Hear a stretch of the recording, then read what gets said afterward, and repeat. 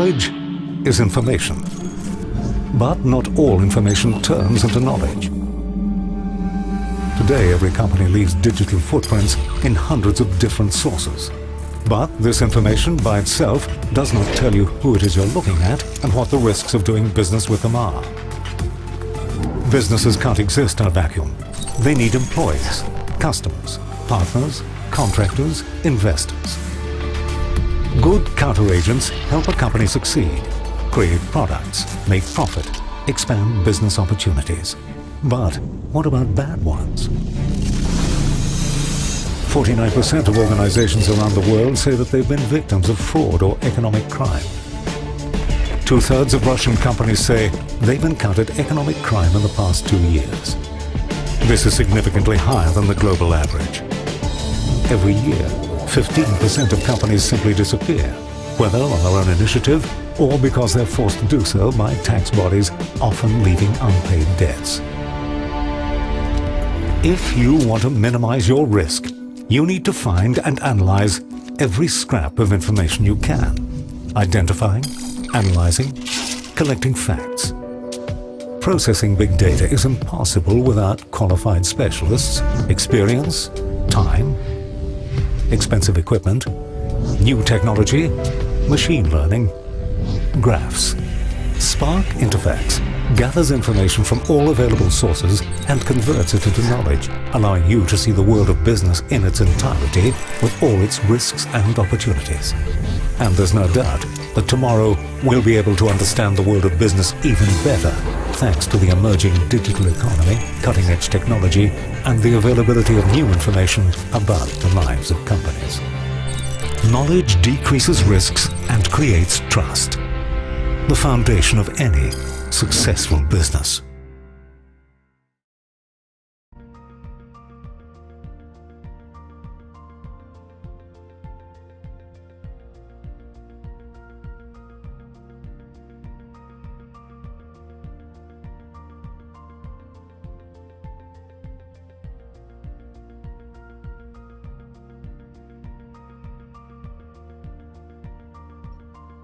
Stanley, so you have recording in progress.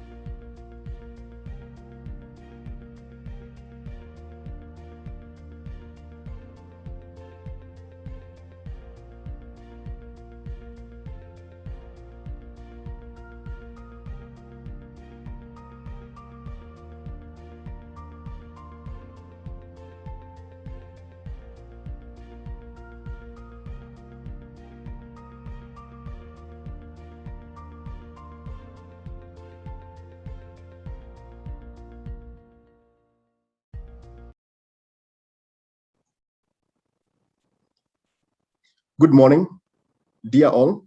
I'm happy to welcome everybody to our Pan-African conference, which we are holding for the 12th time in a row.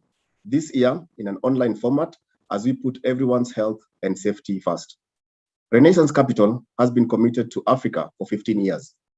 Ever since establishing on-the-ground operations in Kenya and Nigeria in 2006, the firm has been growing from strength to strength. I am proud to say that year to date, Renaissance Capital is the number 2 broker in both Kenya and Nigeria with a market share of almost 20%. Earlier this year, Global Finance Magazine's annual survey named Renaissance Capital the best investment bank in Kenya. None of this would have been possible without our clients, who present us with not only business flow, but also challenges and reasons to grow and become better. I would like to thank all international and local investors and corporates in attendance for making this conference happen. We are excited to have scheduled over 150 one-on-one meetings between 41 corporates and over 100 investors, representing 70 global funds with total assets under management over $4.1 trillion. Quite an impressive number. In addition to individual meetings, we have prepared a juicy agenda for the public part of the conference. It spans the whole 3 days, with 1 day dedicated to Nigeria tech, fintech, a high opportunity sector where Renaissance Capital has already established a benchhead and has even more extensive plans. The tech fintech agenda will cover all facets of this growing industry, from digital payments, digital lenders, to logistic companies, to neobanks, and digital wealth management. Yesterday, the agenda featured a fireside chat with His Excellency Omari Embalo, President of Guinea-Bissau, then held conversations with the International Monetary Fund, the CEO of MTN Nigeria, as well as a panel session discussion on the Nigeria and West Africa oil and gas outlook, and concluded with a macro update on West Africa.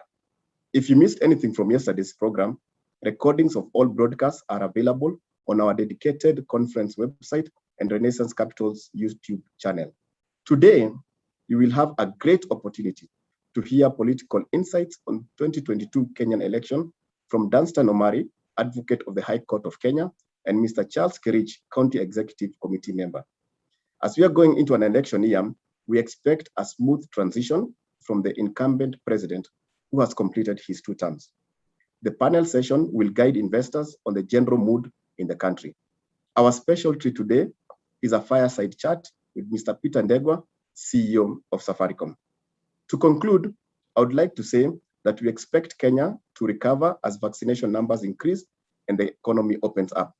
Despite all the headwinds, we remain positive about the future of Africa. We are confident that the continent has immense potential, which is yet to be unlocked, and we see the role of Renaissance Capital in paving the way for investment to the continent and ultimately making a difference. Among other things, Renaissance Capital has been among pioneers promoting sustainability in Africa and its other core markets. Over the past year, we have completed several sustainable financing transactions and were recognized as an independent investment bank of the year for sustainability in 2020 by the banker. Now, I would like to pass the floor to our Africa economist and head of Africa research, Yvonne Mhango. She will deliver an East African macro update presentation, which I'm sure will be of great interest and value to our guest. Yvonne, over to you.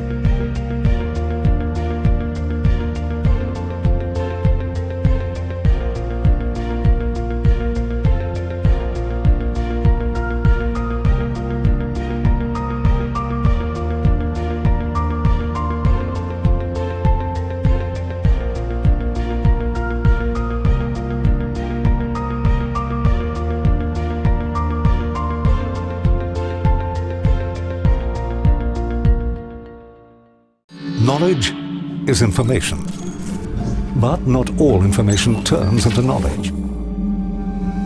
Today, every company leaves digital footprints in hundreds of different sources.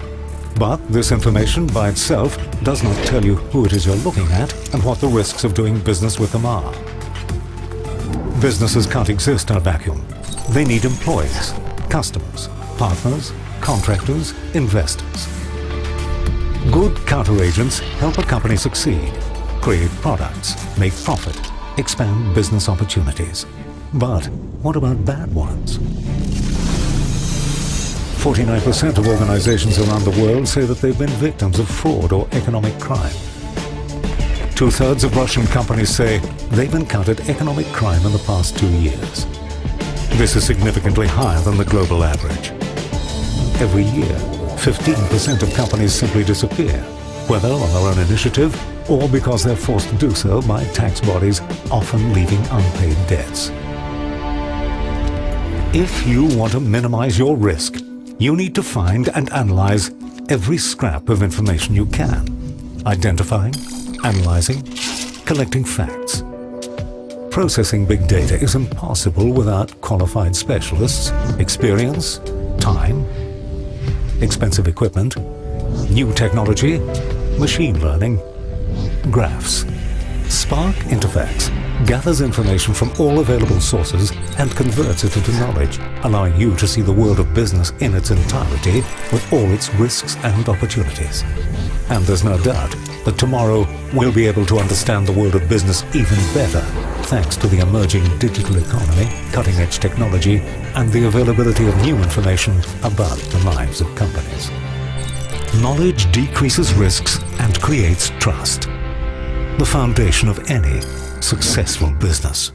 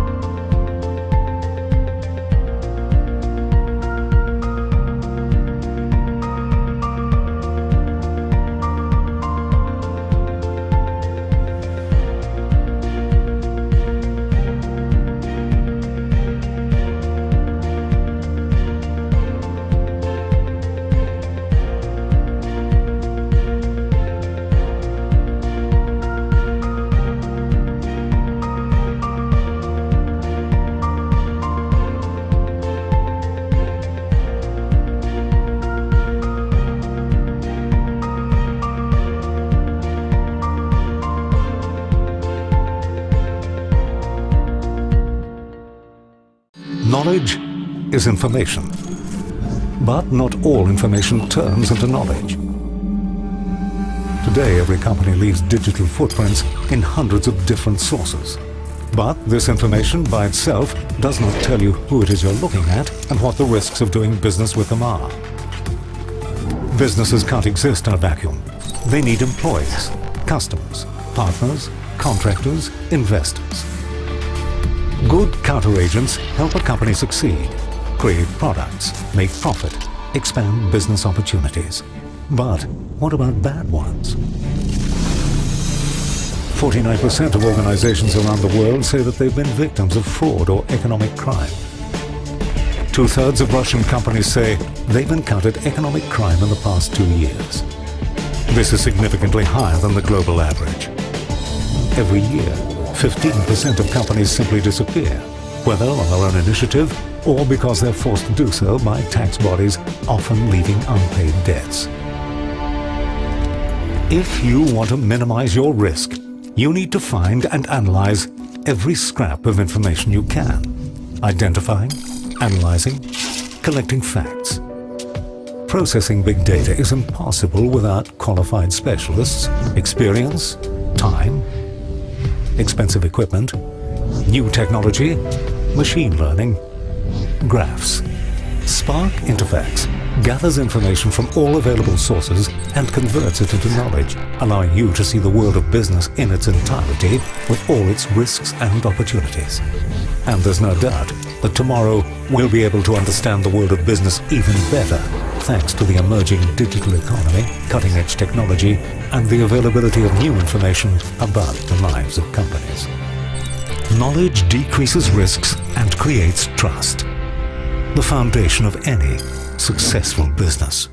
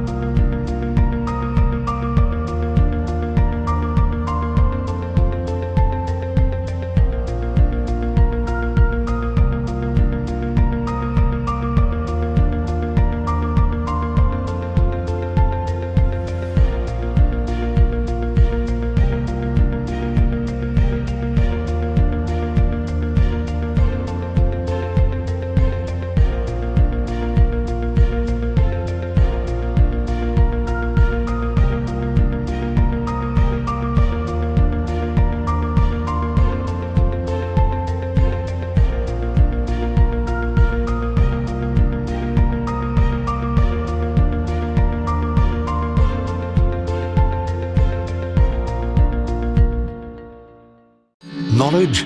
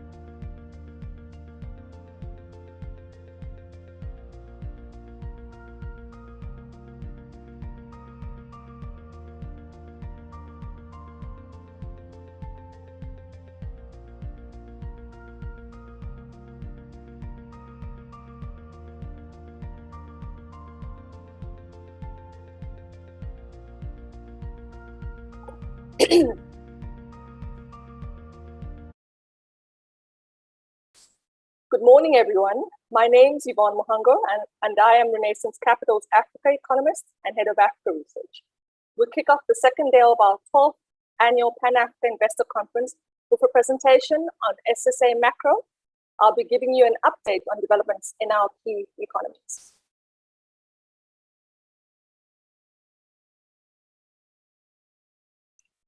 I'll start off by giving a COVID update for the region by looking at some of our key economies. Firstly, Nigeria, which, as you'll see, is in the midst of a third wave of the virus. Cases do seem to have peaked in about mid-August. They seem to be coming off recent highs. So they seem to be getting past that particular wave. If we look at Kenya, Kenya has had more waves than Kenya. As you can see there, they peaked as well about a month ago. Cases in Kenya seem to also be falling at this particular stage.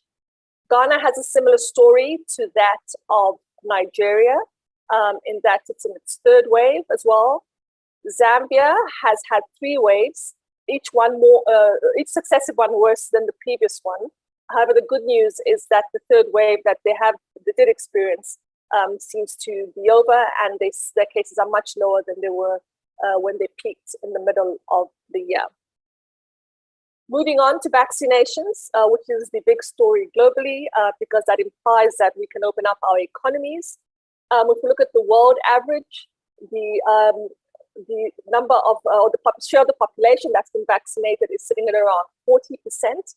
However, if you compare that to Africa, we're faring not so well, sitting at 5% of our population. So you can see there the stark difference between the vaccination rates in Africa compared to that of the world. If we look at specific economies, we look at Nigeria. Nigeria has only vaccinated 1.4% of its population. Kenya is doing a little better at around 3.6%. Rwanda is one of the standouts on the continent with 11% of its population vaccinated. But I must point out Zimbabwe, which sitting at 18% of its population vaccinated. And why we watch these numbers is because it tells us or gives some sort of indication of when we start to see countries being in a position to have an uninterrupted growth recovery because a large share of their population has been vaccinated. Moving along to the growth performance that we've seen thus far. Nigeria is the only one of our key economies, or the bigger economies, that has published its second quarter GDP numbers. And you see there that the economy has grown by 5% in the second quarter of the year compared to a contraction of 6.1% last year. That growth was largely driven by the non-oil sector, which is encouraging because it accounts for over 90% of GDP. Of concern, though, is that the oil sector continues to contract. It contracted for the fifth consecutive sector. So not yet a recovery from that extractive industry. I also want to point out that the wholesale and retail trade sector grew for the first time following 8 quarters of decline. This is important for us because we see the sector as a proxy for the consumer. So we're seeing it as a sign that the consumer could be finally emerging from the slump that it's been under. So growth numbers coming out of Nigeria are certainly encouraging in terms of the drivers and what it means for the consumer in particular. We look at Kenya. This is a big day for Kenya. We're expecting GDP numbers out, particularly rebased GDP numbers. Kenya hasn't published its GDP numbers since January of this year, when they published third quarter numbers from 2020, and those showed that the economy contracted in that period. And in terms of the rebasing, what are we expecting? Well, let's look back to see what happened the last time Kenya rebased. Last time Kenya announced rebasing was in 2014. That time, the base year shifted to 2009 from 2001. And we saw the size of the economy being revised up by 25% to $55 billion. So that was a significant upward revision. It also impacted macro indicators, and we expect the same now.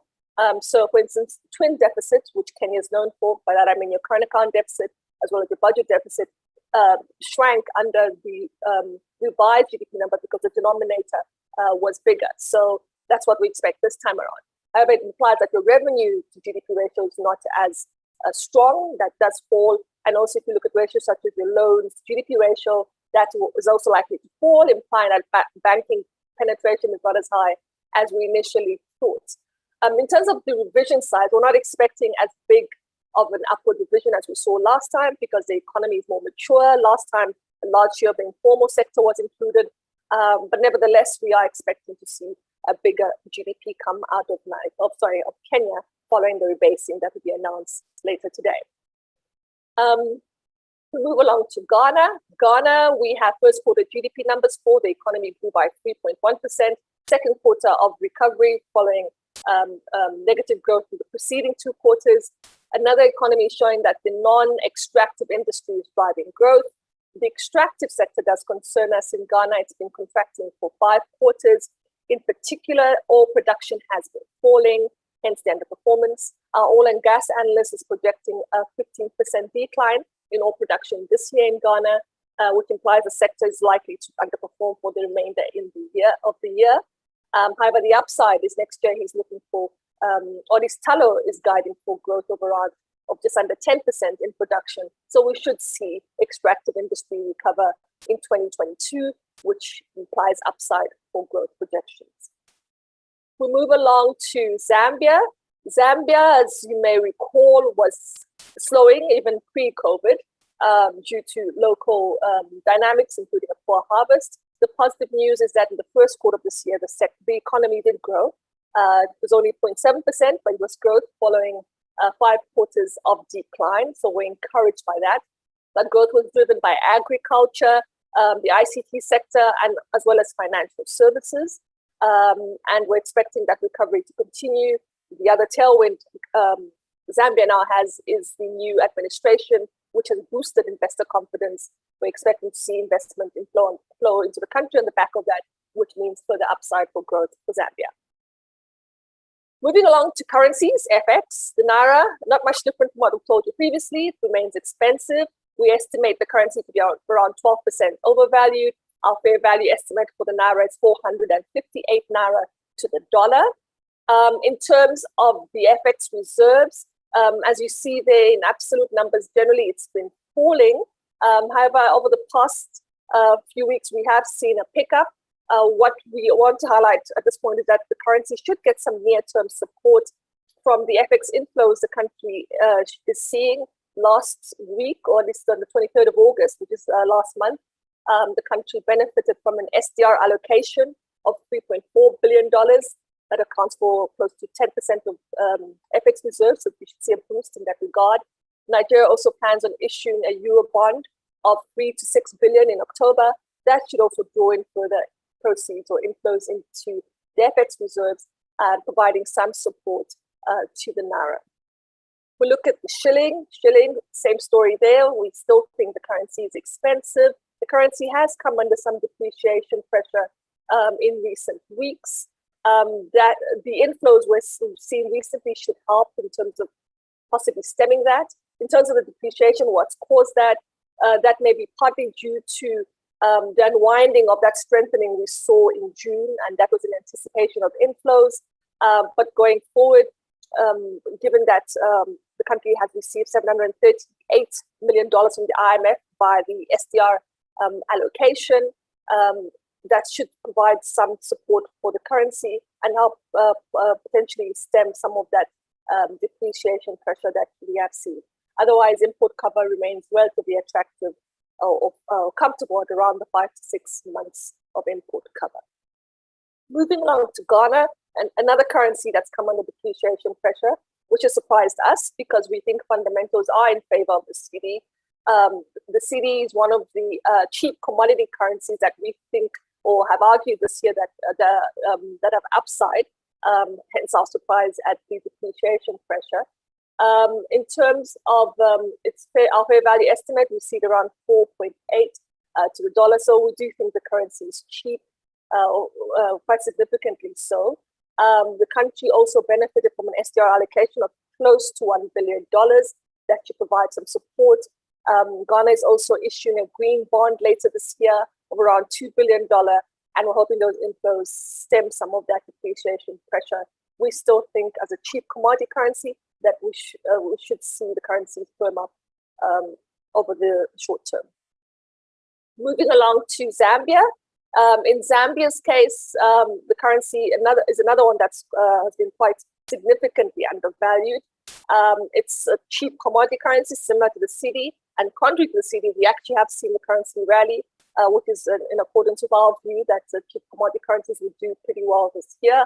But one of the big drivers of that rally has been the win of Hakainde Hichilema in Zambia of the presidency, in the presidential elections, that is, which has boosted investor confidence and added to that the fundamentals that are in favor of the kwacha. So the kwacha is certainly a currency that we like. The Rwandan franc has gotten cheaper during the pandemic. It's become more undervalued. Country also has experienced some FX liquidity issues. However, they have benefited as well from an SDR allocation. In their case, it's around $200 million, and hopefully that should ease some of their liquidity pressures domestically. If we move along to inflation and monetary policy, in Nigeria's case, inflation appears to have peaked. We are starting to see it slow. It peaked around 18.1% around April of this year. And indications are that this is being driven by food inflation, the slowdown that is. Month-on-month food inflation has actually started to slow. So that's pretty encouraging because it's been pretty high and sticky, as you can see from the chart. In terms of policy implications, as you know, the authorities or the central bank did cut the policy rate by 2 percentage points last year to 11.5% to provide an accommodative environment given this to growth. I think the central bank would probably like to see growth firm up a little bit more before shifting back to more orthodox monetary policy. So we're not expecting any change to the policy rates in the short term. Moving along to Kenya. Kenya, we've seen a pickup in inflation. It still remains in single digits, unlike Nigeria. However, it has picked up, and you can see there that's been a rather strong pickup in food inflation that's driven that rise in headline inflation. We did publish a note in the middle of the year about the increase in global cereal prices and what that would mean for inflation in Africa. And Kenya is one of the countries we highlighted where we'd expect to see a pickup in food inflation because some of the food consumed domestically is imported. And indeed, we are seeing that. In terms of monetary policy implications, we don't expect to see the policy rate adjusted. Policy rate is sitting at 7%. We do have an MPC meeting later this month on the 28th of September. We're expecting no change at that meeting, mainly because inflation is driven by food.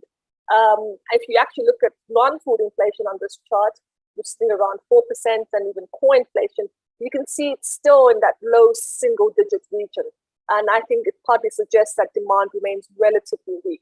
So we're expecting no change on the policy rate front, given that the price pressures are not being driven by demand. Ghana has also seen food-driven inflation, and that's countered the fall in the non-food inflation. So there's been a pickup there. Ghana is also having an MPC meeting at end of this month. We're expecting no change to that policy rate. We expect that to remain flat as well. With regards to Kenya and Ghana inflation, Kenya inflation we expect to remain within the target band of 2.5 to 7.5%, probably close to the upper band level. In Ghana's case, we expect it, at least over the near term, to remain below 10%. In Zambia's case, another country with pretty high inflation, similar to Nigeria, also started to see a slowdown, and that's mainly because of non-food inflation. In August, we saw transport prices fall about 10% month on month, and that's contributed to the slowdown in non-food inflation. So we are expecting that inflation to continue to moderate, but I think the big game changer will be if we start to see food prices begin to ease, and that's something we're still expecting given that Zambia has enjoyed a bumper harvest this year, and also the currency, as I've mentioned earlier, is strengthening, and that should help temper inflationary pressures. The policy rate remains at 8.5%. This is another country like Nigeria that's opted to have an accommodative policy stance to try and shore up growth, even though there's a negative policy rate implied as a result. Rwanda surprised us in terms of how much inflation has slowed. It now has deflation essentially, which is negative inflation. And the reason, we think part of the reason for that is the weakness in the economy. Rwanda has had to reimpose restrictions various times since the pandemic began because of a pickup in cases. And we think that's subdued demand and is possibly contributing to that slowdown in inflation. Moving along to fiscal policy, which is the last section of our macro update. Nigeria, just to highlight there, our main concern is that revenue continues to underperform. You see first quarter revenue numbers at around 0.5% of GDP, which is lower than it was in the preceding 3 quarters when the pandemic was at its height. What concerns us is that oil prices actually started to pick up at the beginning of the year, but that's not reflecting in that revenue number. And we think part of the reason is because oil production has underperformed. It's been, in some cases, or in some months, even below the OPEC quota numbers. So that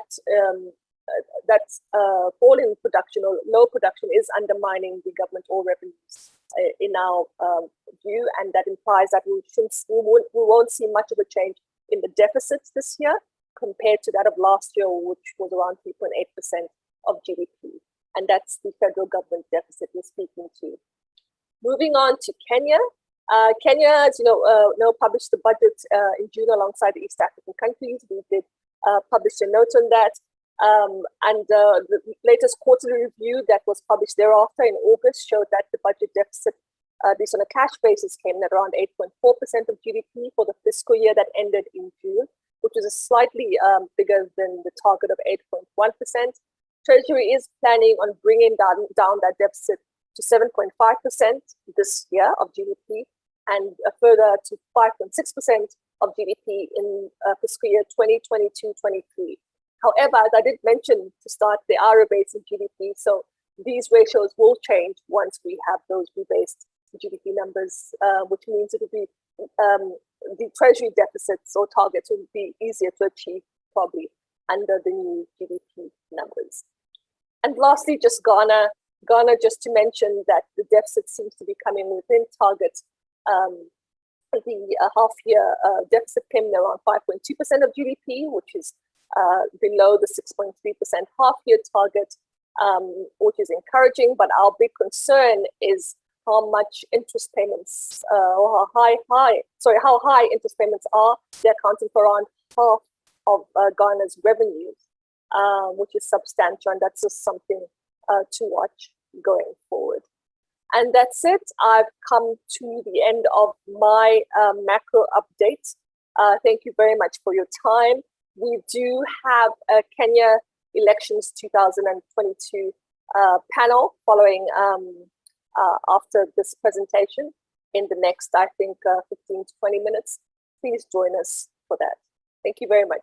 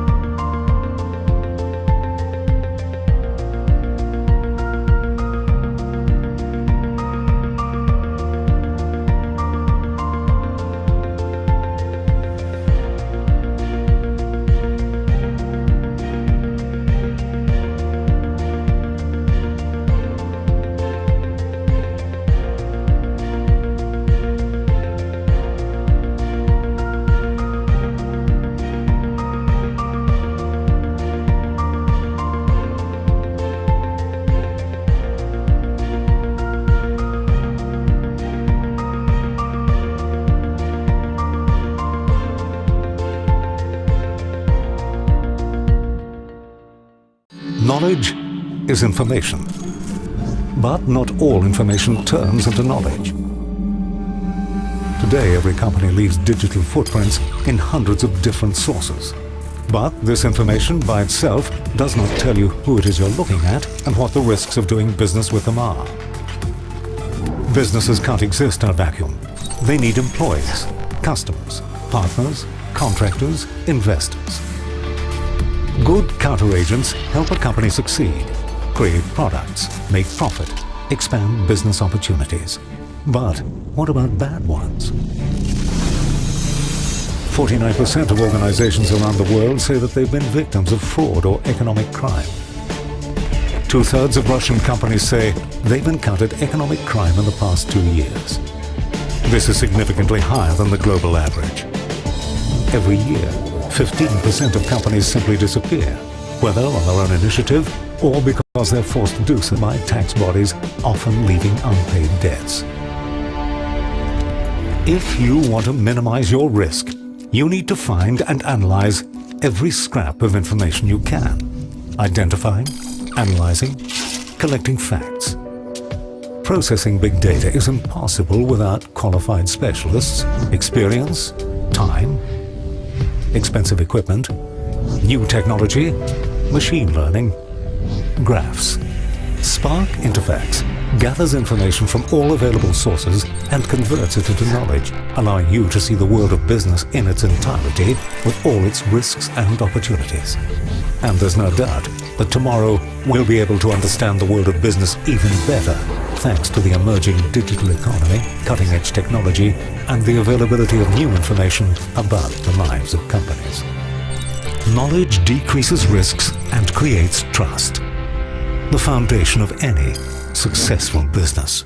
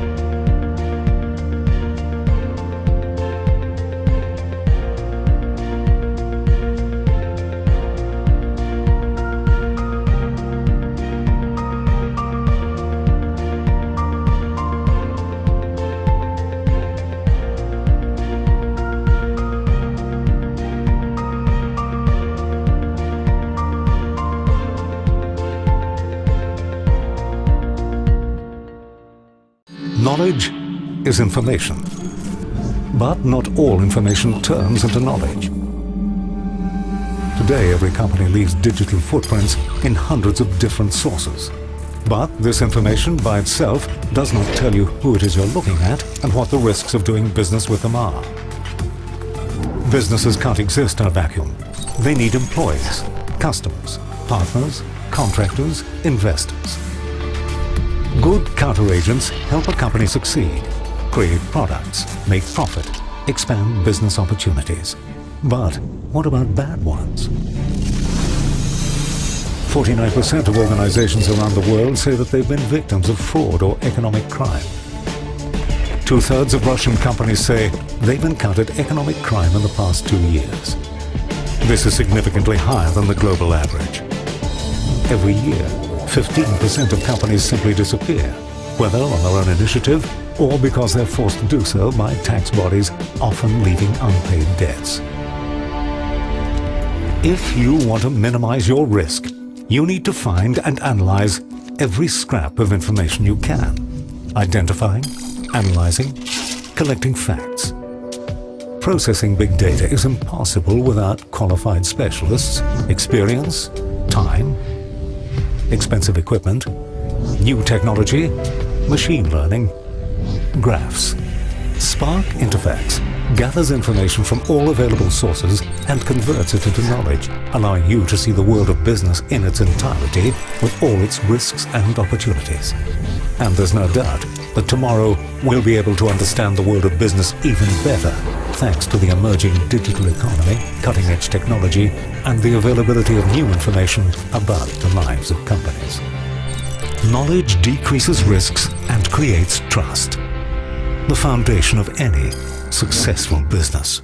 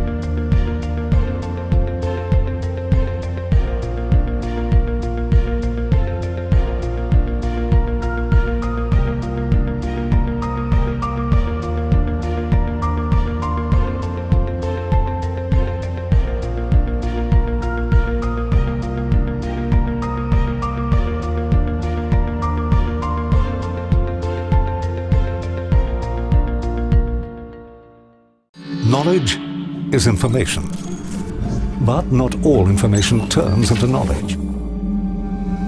Today, every company leaves digital footprints in hundreds of different sources.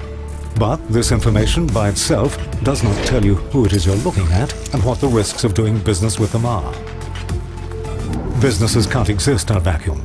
They need employees, customers, partners, contractors, investors. Good counteragents help a company succeed, create products, make profit, expand business opportunities. But what about bad ones? 49% of organizations around the world say that they've been victims of fraud or economic crime. 2/3 of Russian companies say they've encountered economic crime in the past 2 years. This is significantly higher than the global average. Every year, 15% of companies simply disappear, whether on their own initiative or because they're forced to do so by tax bodies, often leaving unpaid debts. If you want to minimize your risk, you need to find and analyze every scrap of information you can, identifying, analyzing, collecting facts. Processing big data is impossible without qualified specialists, experience, time, expensive equipment, new technology, machine learning, graphs. Spark Interfax gathers information from all available sources and converts it into knowledge, allowing you to see the world of business in its entirety with all its risks and opportunities. And there's no doubt that tomorrow we'll be able to understand the world of business even better thanks to the emerging digital economy, cutting-edge technology, and the availability of new information about the lives of companies.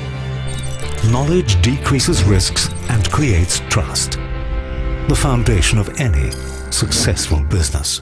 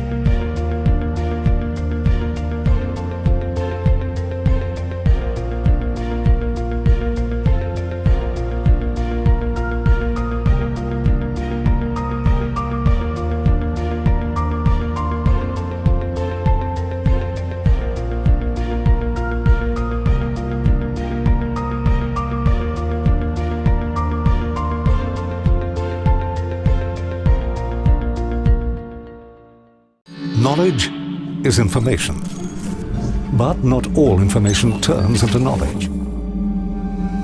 Today, every company leaves digital footprints in hundreds of different sources.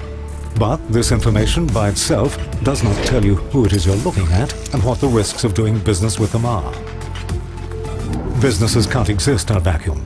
They need employees, customers, partners, contractors, investors. Good counteragents help a company succeed, create products, make profit, expand business opportunities. But what about bad ones? 49% of organizations around the world say that they've been victims of fraud or economic crime.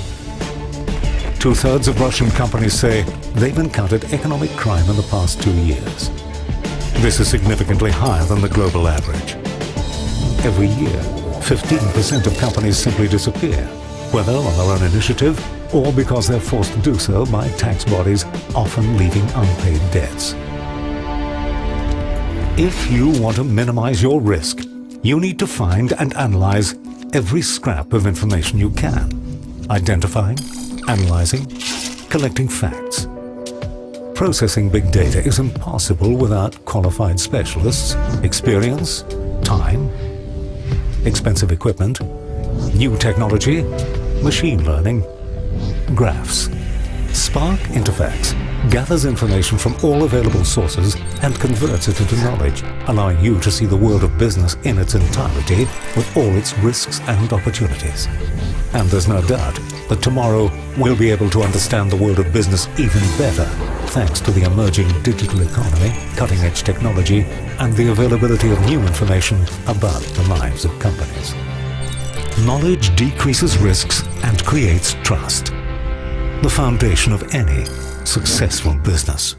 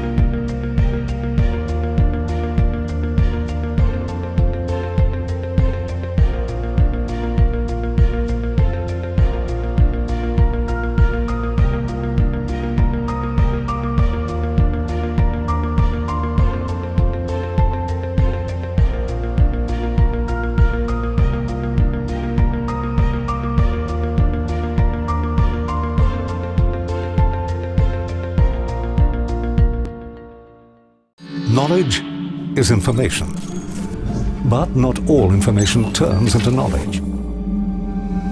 Today, every company leaves digital footprints in hundreds of different sources. But this information by itself does not tell you who it is you're looking at and what the risks of doing business with them are. Businesses can't exist in a vacuum. They need employees, customers, partners, contractors, investors. Good counteragents help a company succeed, create products, make profit, expand business opportunities. But what about bad ones? 49% of organizations around the world say that they've been victims of fraud or economic crime. 2/3 of Russian companies say they've encountered economic crime in the past 2 years. This is significantly higher than the global average. Every year, 15% of companies simply disappear, whether on their own initiative or because they're forced to do so by tax bodies, often leaving unpaid debts. If you want to minimize your risk, you need to find and analyze every scrap of information you can, identifying, analyzing, collecting facts. Processing big data is impossible without qualified specialists, experience, time, expensive equipment, new technology, machine learning, graphs. Spark Interfax gathers information from all available sources and converts it into knowledge, allowing you to see the world of business in its entirety with all its risks and opportunities. And there's no doubt that tomorrow we'll be able to understand the world of business even better thanks to the emerging digital economy, cutting-edge technology, and the availability of new information about the lives of companies. Knowledge decreases risks and creates trust, the foundation of any successful business.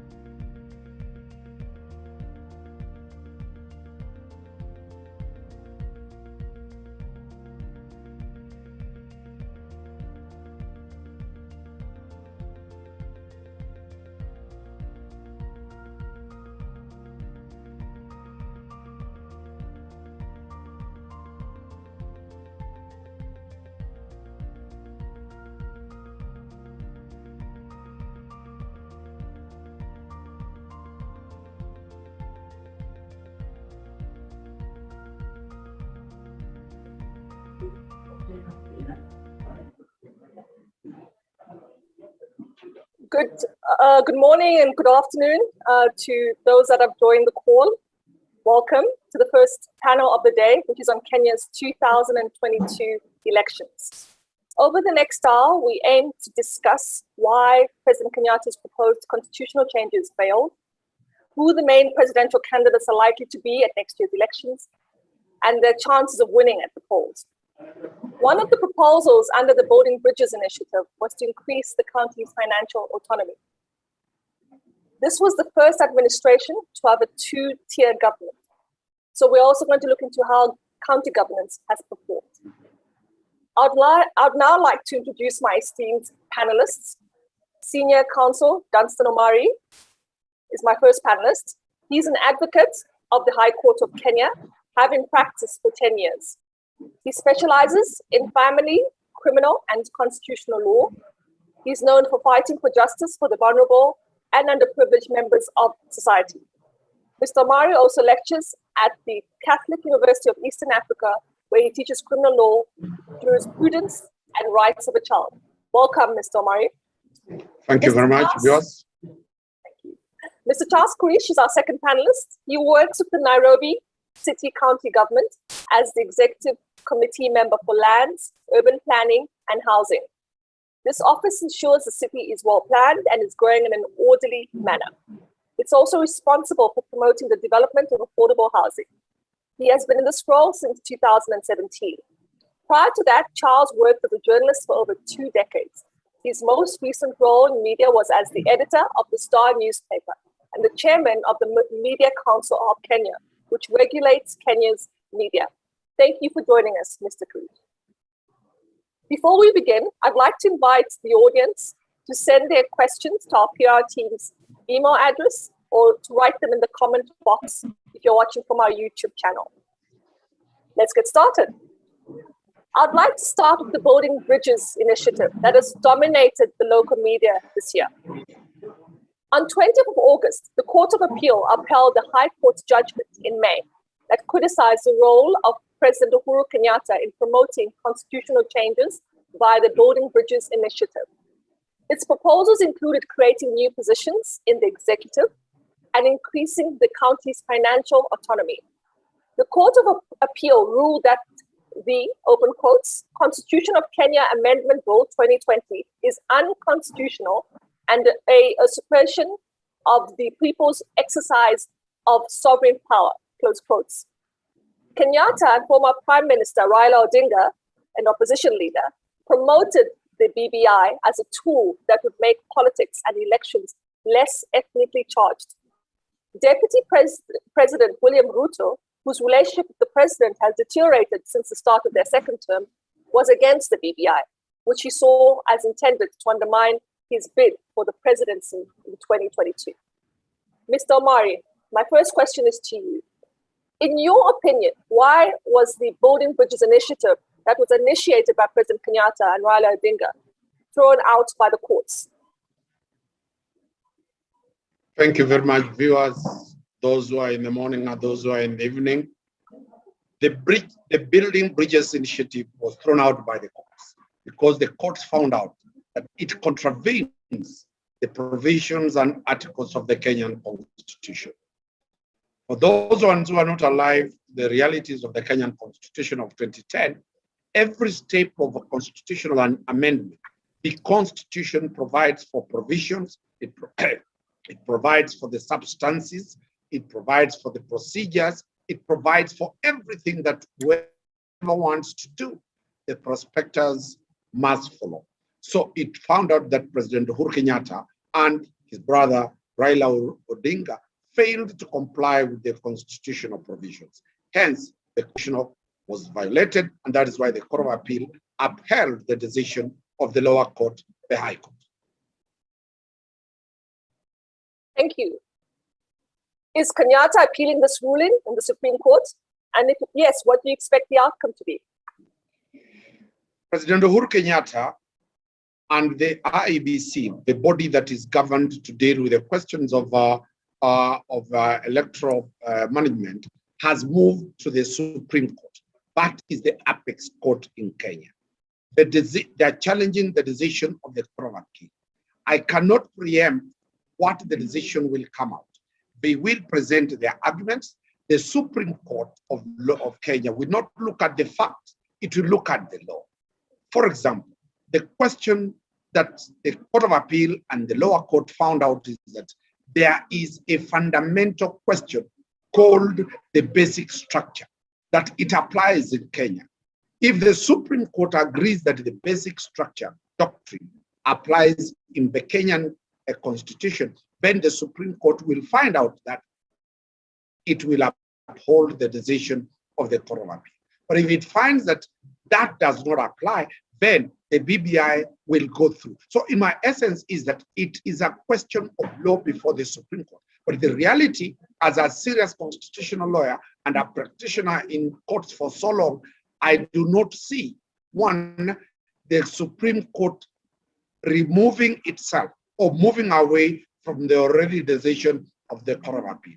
Remember, within the BBI, there is a monster, the question about the separation of powers between the three arms of government. Is the Supreme Court going to agree to the position now where we have that the judiciary will be under the executive?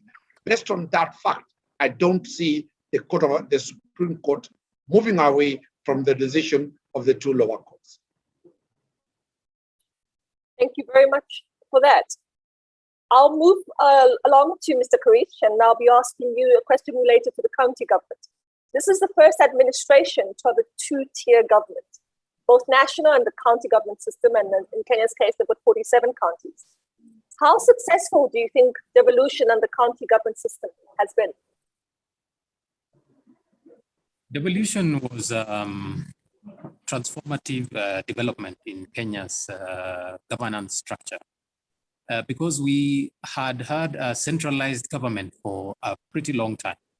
And it was always felt that the central government would not be able to understand the needs of the various regions. There had been complaints over the years that some regions were marginalized, that development seemed to move in the direction that the colonial administration had tended to follow, which was that areas with potential are the ones to be developed, and areas without potential, there was no need to waste any money and any resources there.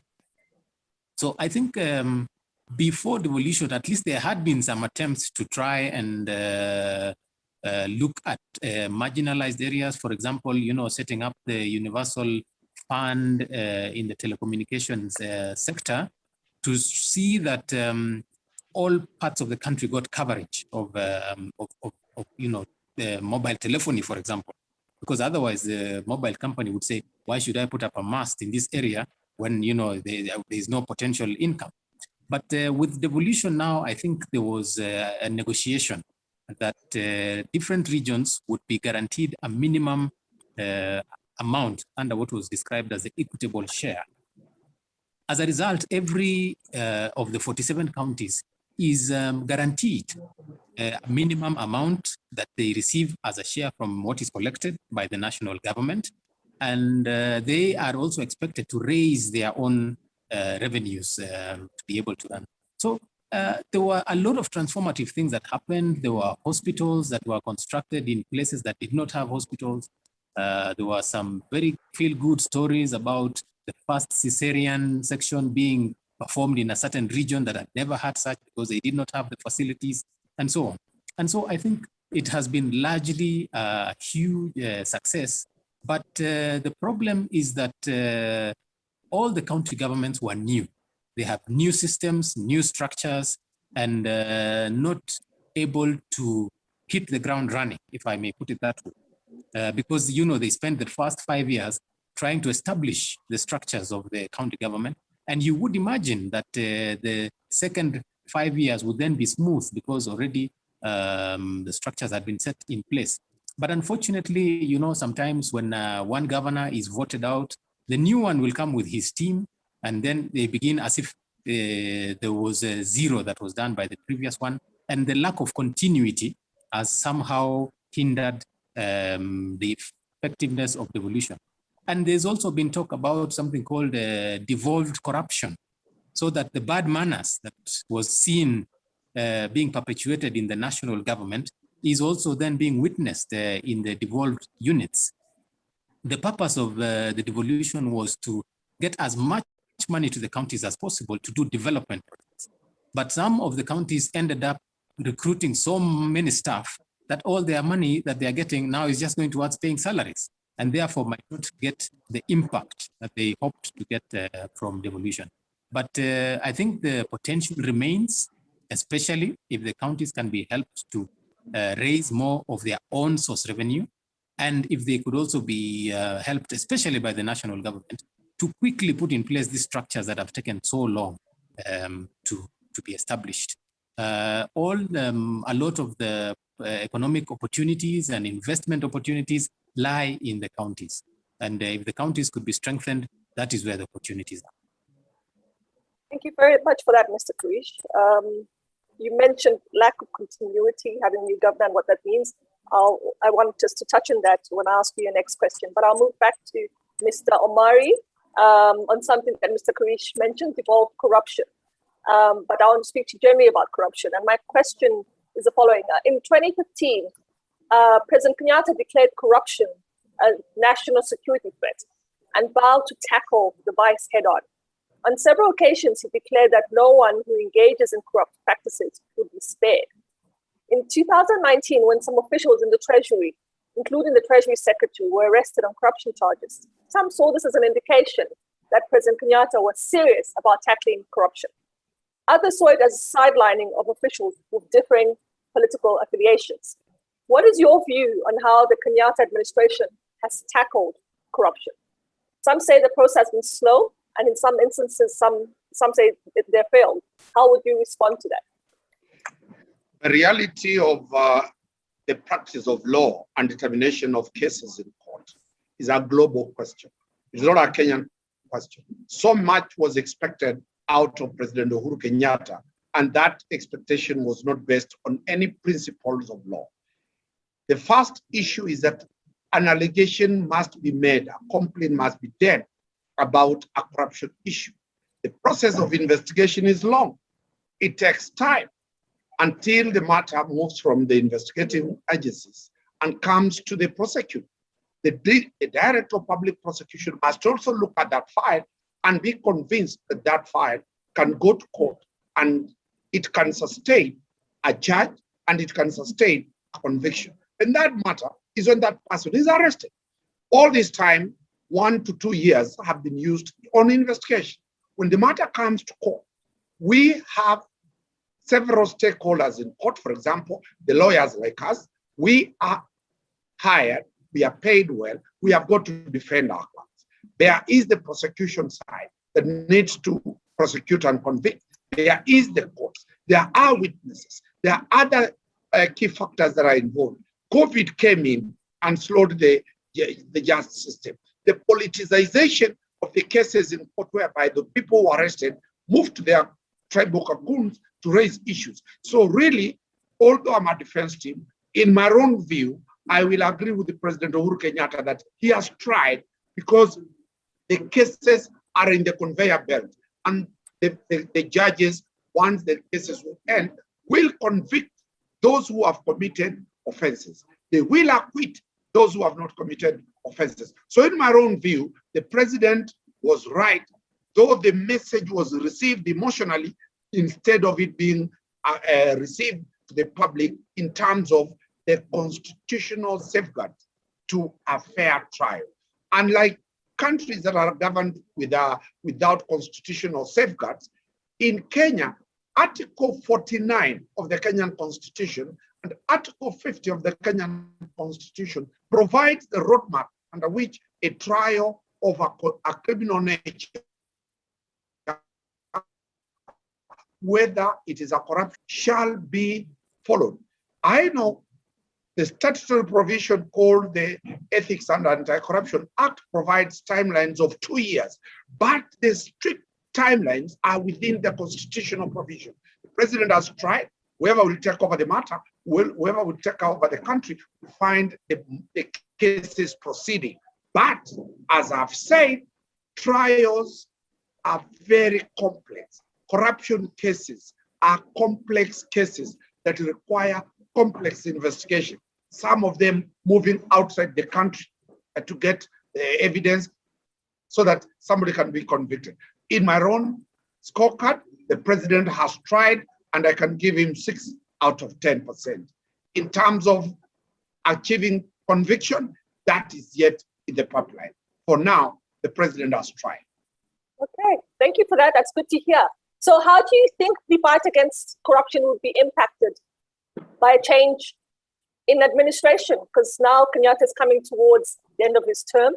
Are you concerned that we may see some change in that momentum and that scorecard may deteriorate? How do you think it will change going forward? Well, the way I look at it, Kenya is not governed by personalities. Kenya is governed by the constitution and the rules that are there. Under the Kenyan constitution, we have 11 independent institutions. Those commissions are not subject to the tenure of the president. The Director of Public Prosecution, the Inspector General of the Police, the Judiciary, these are independent institutions that will proceed whether President Uhuru Kenyatta is there or is not there. So really the momentum about corruption is not about who is the president. Kenyans abhor corruption. It is an offense that is not accepted worldwide. So really the fight against corruption, for the presidential candidates who are coming in, the manifestos they are bringing in, they are telling Kenyans that vote for me because I will continue the fight against corruption. So this is not an individual agenda. It is agenda for every person who is a Kenyan. The 54 million Kenyans want corruption dragon to be slayed on. So the momentum will not stop whether President Uhuru Kenyatta will be there or he'll not be there. Thank you. That's encouraging, and we hope those institutions indeed continue to do their work in that regard. Mr. Kerich, my next question is for you.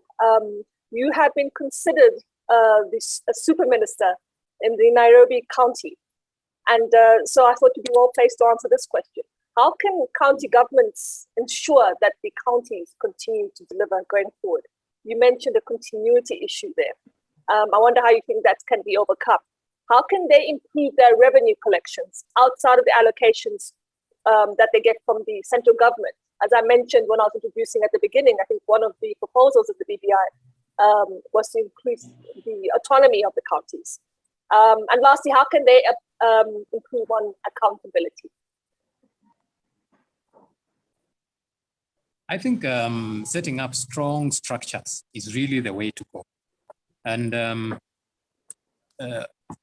lot of the counties have set up, like data center so that they can be able to take their services online, which then helps the public to be able to see a lot of what is being done in terms of, the Constitution of Kenya is very strong on what is called public participation, meaning that the public should be able to know what is it that you're doing, and they should be consulted in terms of what their priority areas are.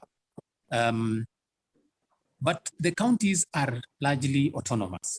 So much so that even if the Constitution requires them to conduct public participation before making any major decision, really, if some of them do not conduct that public participation, there is really nobody to hold them to account and say you made a decision to do these big projects and this one without, getting the public to participate in the process. Of course, sometimes people will go to court and say that this project cannot proceed because there is no evidence of public participation. So what we need is to have structures so that something like that is not discretionary. It should not be done just for the sake of fulfilling a legal requirement. It should actually be looked at as something positive that can help people to be able to make decisions about how they want to be governed and how they want their scarce resources spent. And that brings us again then to the question about improvement of revenue collection. A lot of the counties, again, you will find 10 years after they were set up, some of them are still struggling with basic things like meeting their wage bills and are very reliant on the national government's equitable share contribution to pay for the salaries. And you see, that poses a challenge because it means that a lot of the money that you then receive goes towards recurrent expenditure and paying salaries and so on, and does not really achieve all the development aspirations that the counties did have. So again, a lot of them have set up revenue collection measures and structures, especially to map and identify potential revenue sources that have not yet been exploited.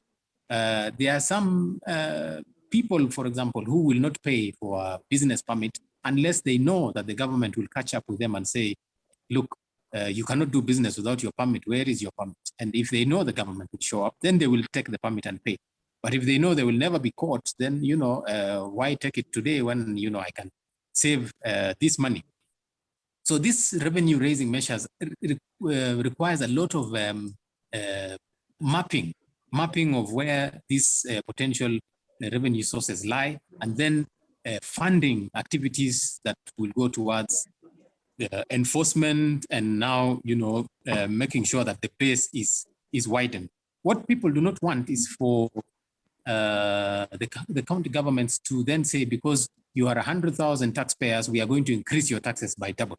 No, why would you want to increase the taxes, yet you could expand the base by identifying those ones that are not paid?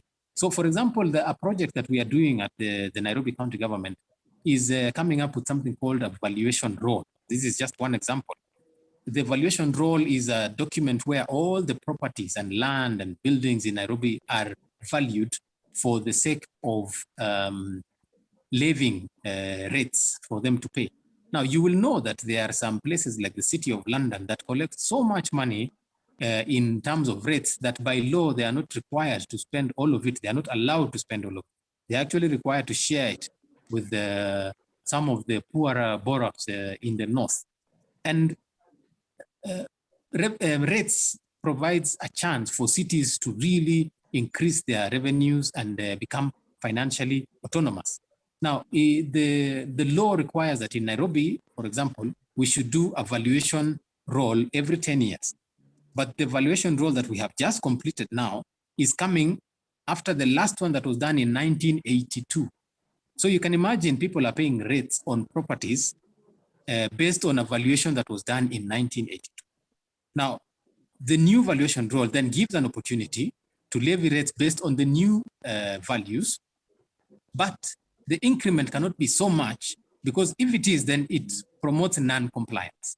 So you must be able to give people an opportunity to pay maybe a marginal increment, but the main real issue is to expand the base by bringing more properties into the road. So that's an example of a project that we are doing that would really go towards the issue of improving revenue collections and making the county more independent, more able to raise its own money to meet its needs without then going back to the national government for financing. And the final issue that you talked about is the issue of accountability. And the county governments, just like all organizations and bodies and arms of government that receive money from the exchequer or public money, are all subjected to an annual audit. We have a strong office of the Auditor General that audits all counties and audits all parastatals, state corporations, and so on. But I think what we need to do more is to learn lessons from those audit reports. Because many times after the audit is released, then you will find that there are sessions of the National Assembly and sessions of the Senate, summoning county governments to say, can you explain this thing and that thing that was in the audit report, without really saying, what have we learned from all these audit reports? What is the outcome? What are the weaknesses that have been identified in all these audits that can then help us to put in place measures to ensure that some of these challenges do not become recurrent year in, year out? So yes, there is a lot of audit and accountability. And of course, the law is very strict if you are found to have misused public money. I think we have one of the strongest anti-corruption laws that, gets you in, before the dock. We have a procurement and disposal act that is also quite strong, and people have even said might be a deterrent to efficiency, because nobody wants to go against the provisions of that. But yes, so I think the measures for accountability are in place, but possibly just need to be strengthened. And the outcome of these audits should teach and give lessons on how then to avoid finding ourselves in the same hole over and over again. Thank you. It's very insightful, particularly noting that or hearing that the evaluation was last updated in 1982. And I can certainly understand why they were to increase it to reflect today's prices that result in non-compliance. I have a question regarding, particularly for Nairobi County, if you can give some idea of what rates or taxes can a county raise as opposed to what they get from the central government. So the revenue that the county government generates, self-generates, through what tax and rates is that raised from? And also what percentage of the county's revenue does that comprise of? So our annual budget at the county is 35 billion Kenya shillings, which is 3.5, which is 350, converting it to dollars, like $350 million, okay? And half of it comes from the national government, and the other half comes from on-source revenue. And the on-source revenue basically is from the land rates that I talked about. That is the biggest source. We also have single business permits. That is the money paid by traders to be able to conduct business. We collect a lot of money from parking because we collect parking in particular areas of the city. And we also have, other sources like outdoor advertising. There is a big outdoor advertising industry in Kenya that does raise a lot of money for the county.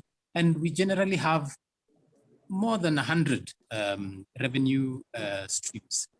And all this, you will find that can be, pushed to raise more. Of course, for example, housing, we have county council houses from which we collect house rent. But that is almost inelastic. You can really not push people to pay more than they're paying in terms of rent, because then it becomes a serious political question, and people will say, no, I do not want you to push my constituents to double their, you cannot do this unless you come and do all these renovations and so on and so on. But you will find that for things like the single business permit that we talked about, and the land rates and others, it is possible to actually see how they can be increased, and basically not by increasing the rate, but by deploying more resources to bring more people into the tax bracket.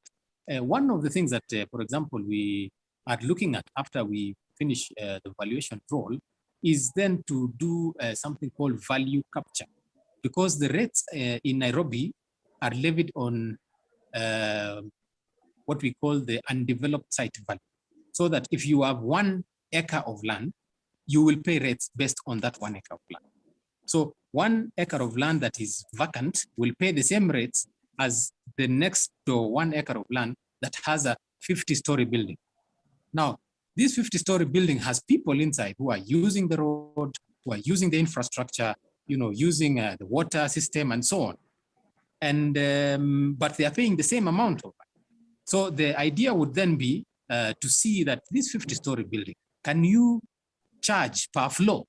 Because every floor, this floor has the World Bank, the other floor has the IMF, the other floor has these other people, and they are all getting services from the county government.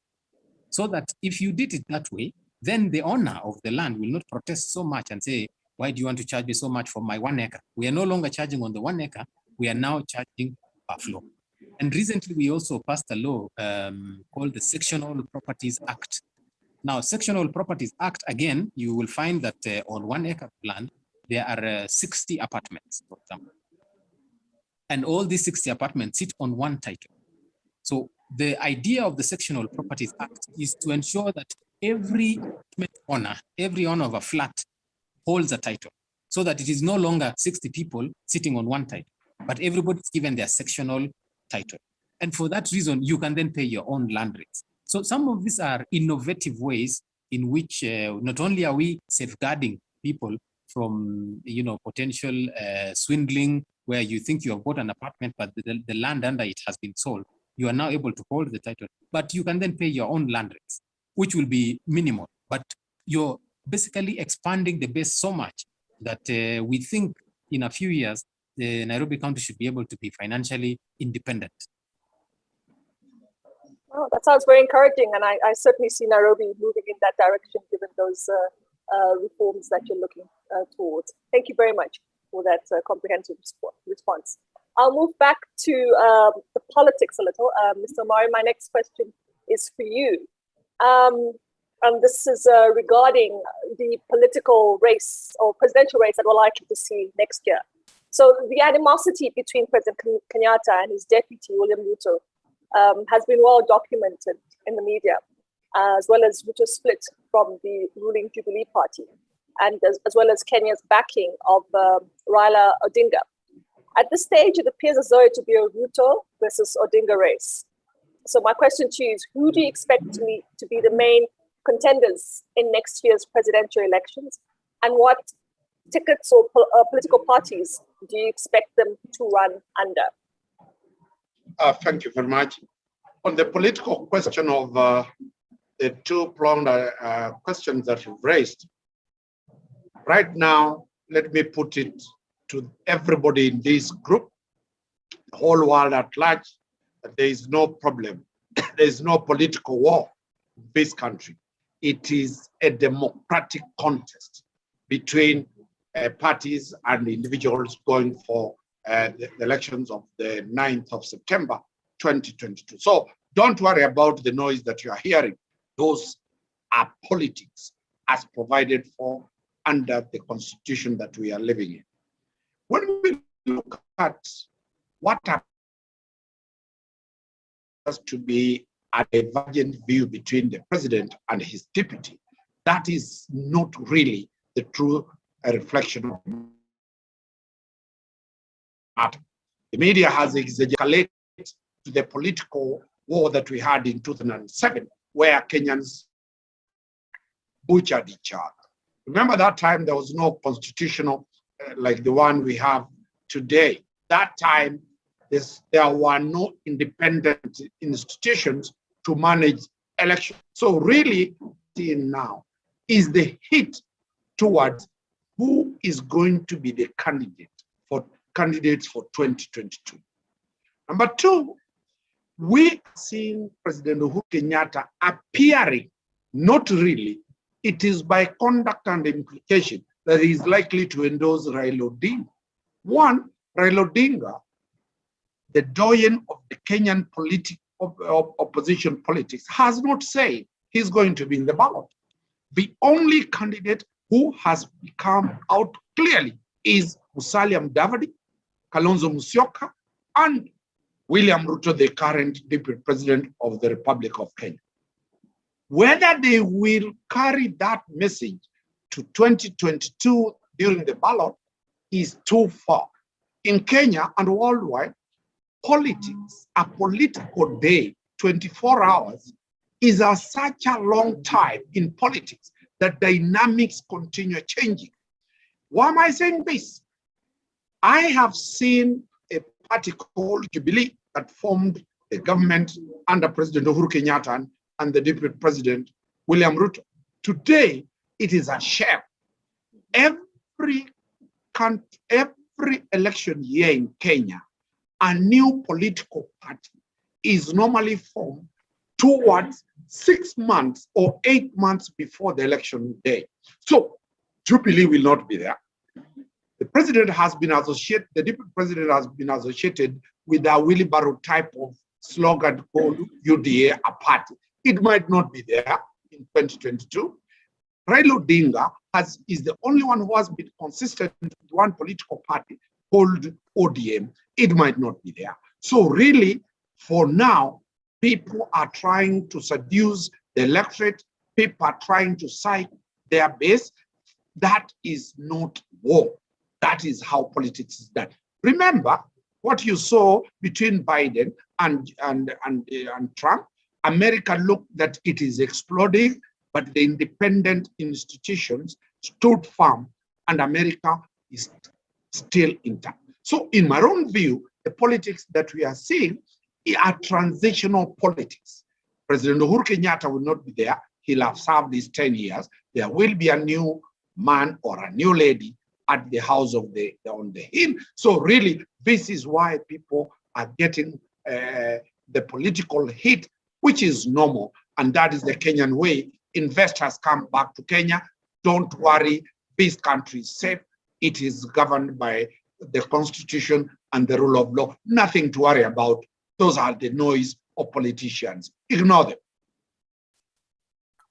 Thank you very much for that. I was actually going to ask you about the Jubilee Party, whether it's run its course. Because I always, when I think of Kenya, it's different, for instance, from South Africa, where I'm based, whereby the political party is constant. The ANC is there, and you're sure they're going to put forward a candidate. And you're right.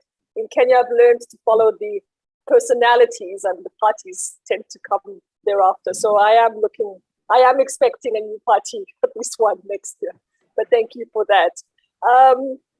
Mr. Kerich, I'd also like to address the same question to you. I'd like to hear your views on next year's presidential elections in terms of who you think the main candidates are likely to be and how you see the electoral process going. Yes, no doubt. I think so far there seem to have emerged two factions. One, the president has been quite close to Raila Odinga. And as the lawyer pointed out, Raila has not actually declared that he's going to be on the ballot, but it is expected. You see, it is also an issue of perception, what the public perceives. William Ruto, on the other hand, is on the other side. But there are also talks that, one of the other candidates called Musalia Mudavadi might be getting cozy with the people also close to the state and the president, so that he could potentially be a third force to reckon with. And that if that happened, it would lead to a lot of dynamics, because of course, anybody who has the backing of the state that gives them a huge advantage. But if it did, supposing it did, what would that mean? Would it mean that the president would no longer be endorsing Raila Odinga? Or would it mean that the two of them have agreed to settle on another candidate? Because if they will not have agreed, if Raila would still be having his expectations of being endorsed and then somebody else is endorsed, that then creates a whole new ball game altogether. And some of the areas, Kenya is really, the voting patterns are regional. A lot of the voting patterns are regional. And everybody knows that some regions are very populous. And therefore, that is why a lot of effort goes towards wooing the big communities, because they are the ones who really determine who becomes the president. And what I could say is that it is too early to conclude anything. Political formations will continue to be seen emerging every day. There will likely be politics of betrayal, where people will think that I thought we were on the same side and somebody else has moved to the other side, and he'll say, look, it's because I'm just looking out for the interests of my community and so on. And I think there is still room for a lot of political maneuvering. And just to answer your question directly, I suspect Raila Odinga could be on the ballot, William Ruto could be on the ballot, and so could Salia Mudavadi. And this also then points out that whoever these gentlemen choose to be the running mate then becomes the next big question, because the running mate is not just a flower boy or a flower girl, it has to be somebody then who adds value. And because I pointed out that a lot of the voting is on regional patterns, you will find that whoever wants to be candidate will want a running mate from another community that will add value. So a candidate like Kalonzo Musyoka has a lot of his region's votes intact. So that if he went, for example, with Raila Odinga, that would really boost that candidate. Or if Kalonzo went to be the running mate of somebody like Musalia, for example, again, that makes a big differentiator. So I think there's still a lot to watch. There's still a lot of dynamics, a lot of developments, a lot of negotiations and so on. And at this point, maybe it's not too black and white to be able to tell how things will.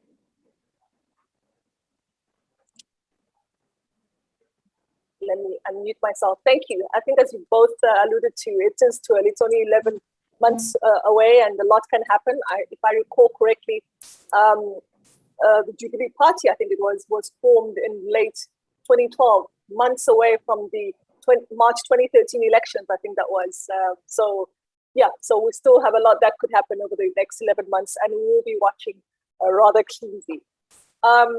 Mr. Kerich, my next question is actually for you. It's related to the previous question.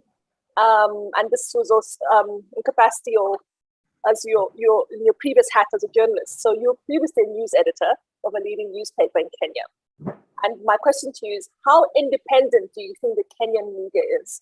Do you think they're giving all presidential candidates, those who declared themselves and those potential, do you think they're giving them all a fair chance?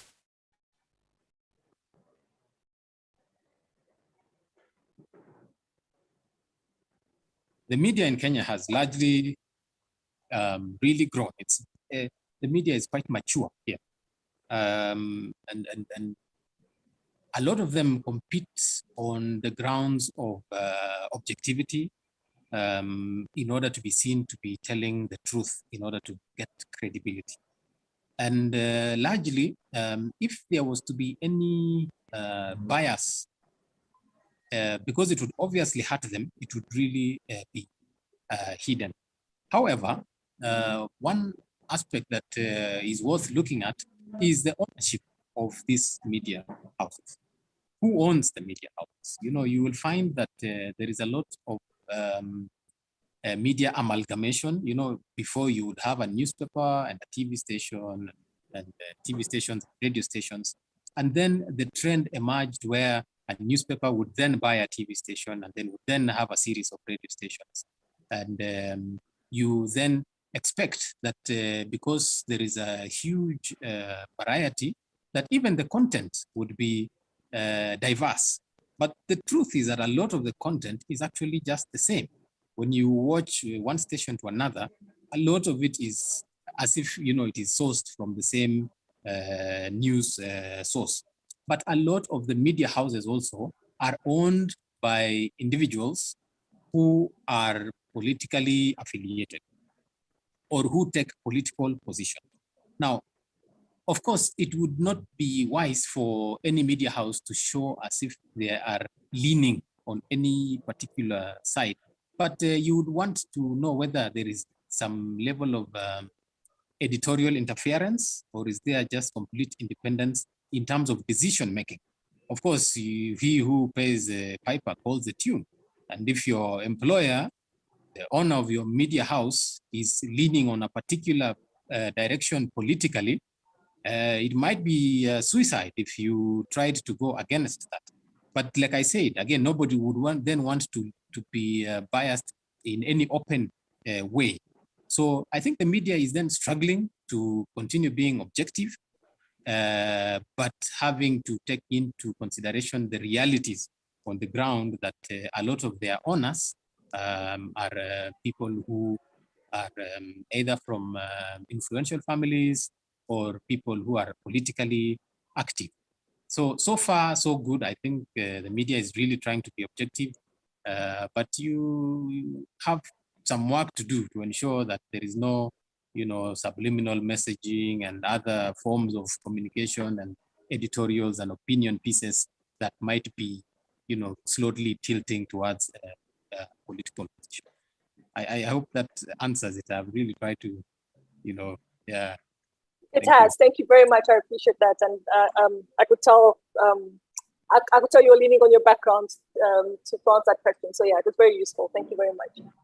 My next question is going to be addressed to both of you, but I'll start with Mr. Omari. So we know the candidates, those who declared themselves, those who are potential. They're well known. They are household names from previous elections. But the question is, are there any real policy differences between them that you're aware of and that you could enlighten us on? As I had earlier indicated, the Kenyan political scene is totally different. It's a new ball game in the jungle. If you look at the purpose and the universally accepted of formation of political parties, the basis and this serious structure is ideology that forms in the UK Conservatives and the Labour, that forms the Democrats and the Republicans in the US, that forms the Chama Pinduzi in Tanzania, that forms the African National Congress in South Africa, that forms the Congress Party in India and everywhere. But in Kenya, we vote based on the individual who is ahead of us. That the community follows a particular individual.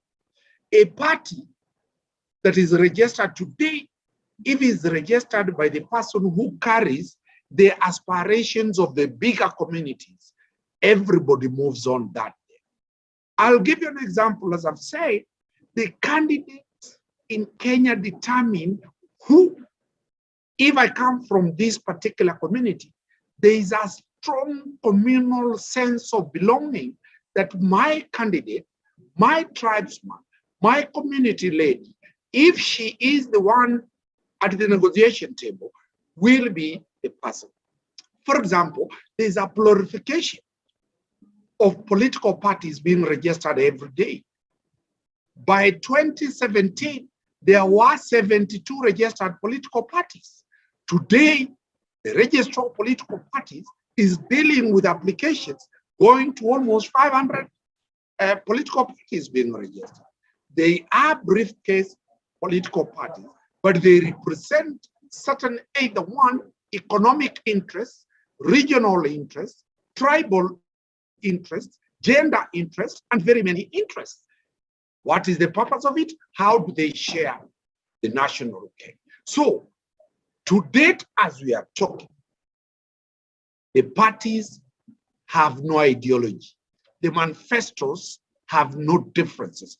If you looked in 2017, the manifestos of NASA, the then dangerous opposition party led by the Raila Odinga and Musalia Mudavadi and the likes of Kalonzo, was almost similar to the manifesto of President Uhuru Kenyatta and his deputy under the Uhuru ticket.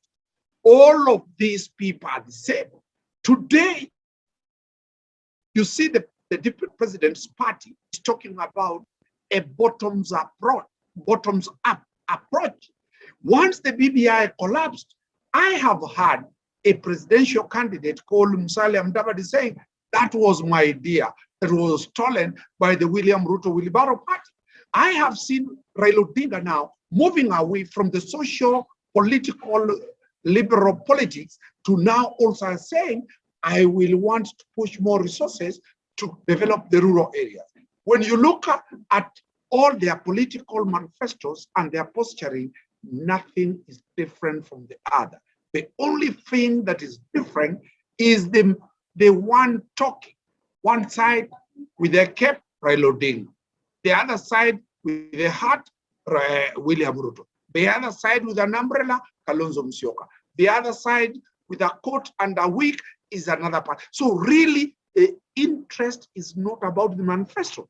Why is this peculiar in Kenya?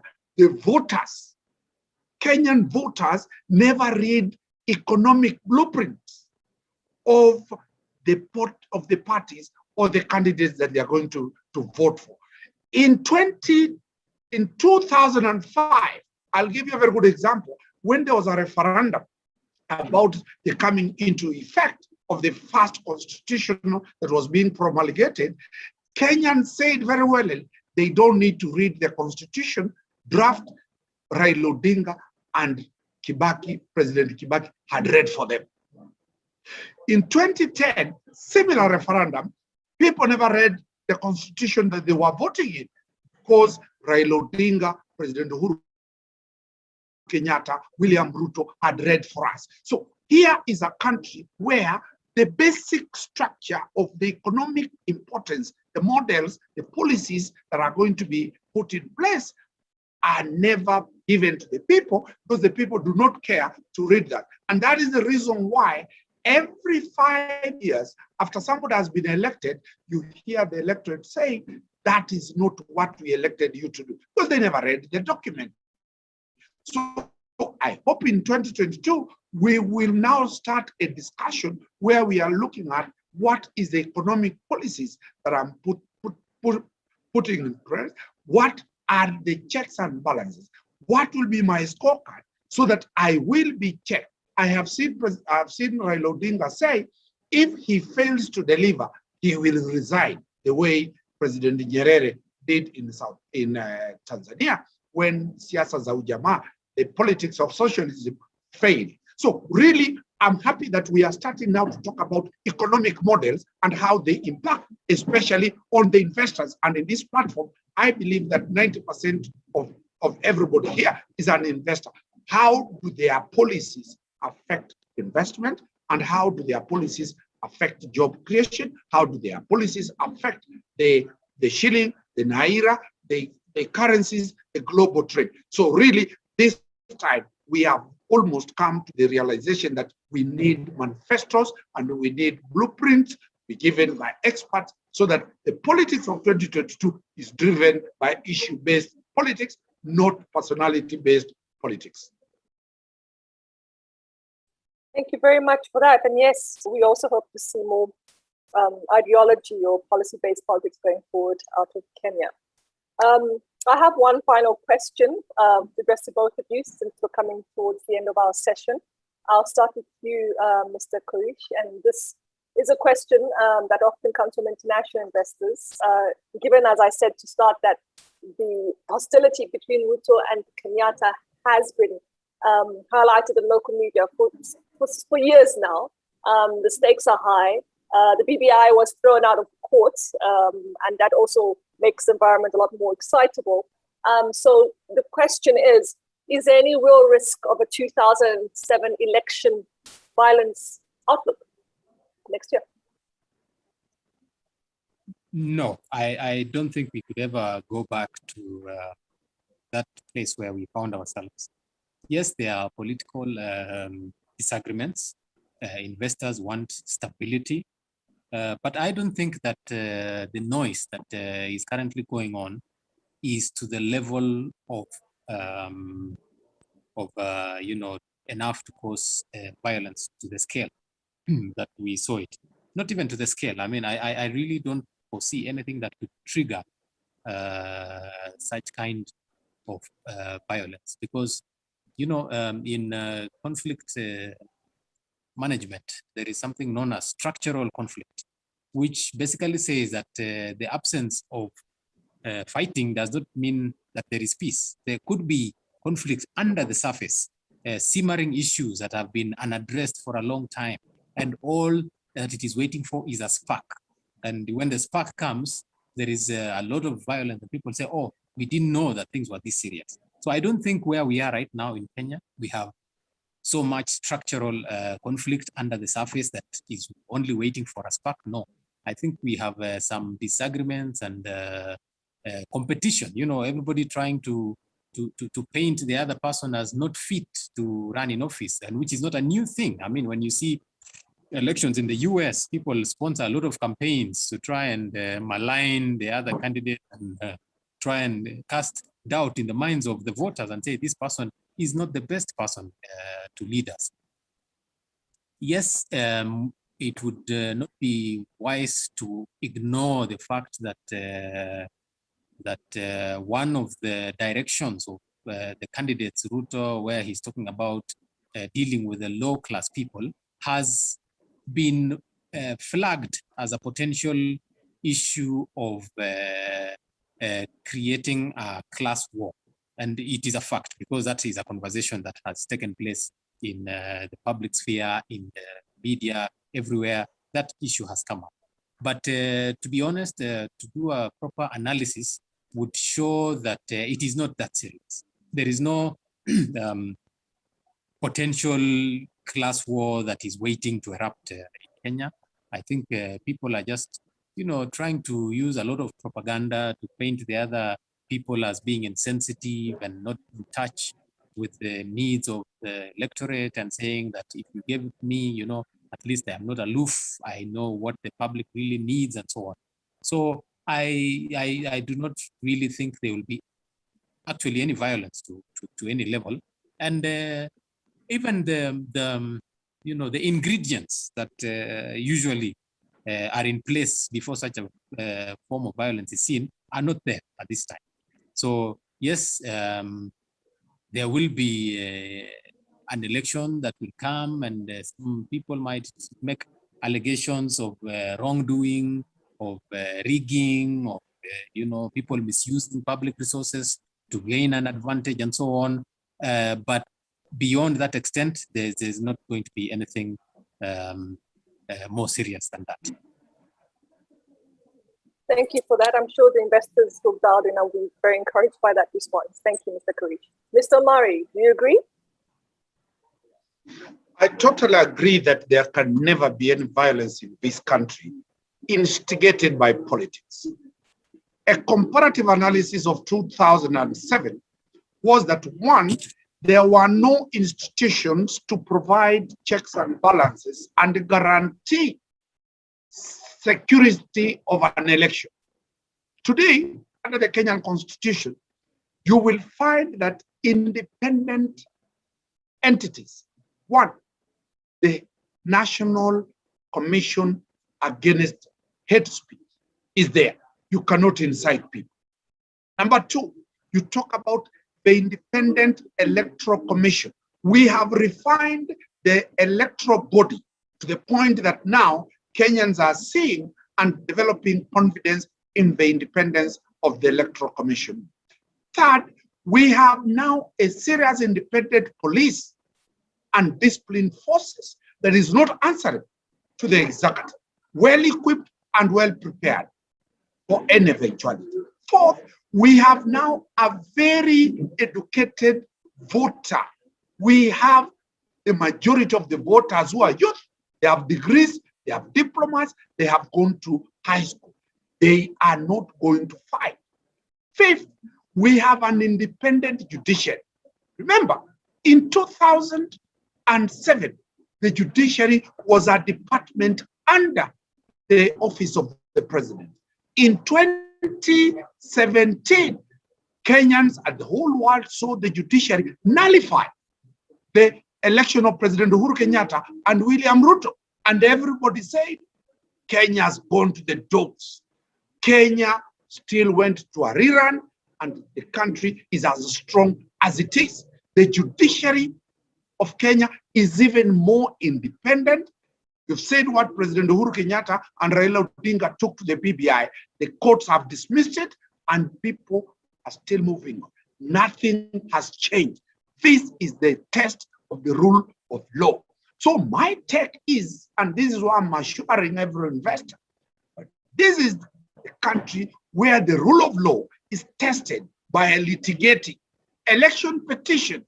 In 2017, I was a lawyer who was dealing with election petition. They started from the lowest level, called the MCA, at the ward level. There were thousands. The courts decided those matters within 6 months. We come to members of parliament, we come to the women rep, we come to the governors, we came to the presidential election petition. All those things were dealt with. So the infrastructure to deal with the grievances, the infrastructure to take, and William Ruto, if they will be on the ballot, is in place. So really, this is a country, not a banana country. There was a banana country in 2007. Remember, still, the International Criminal Court is watching. Kenya is on the radar.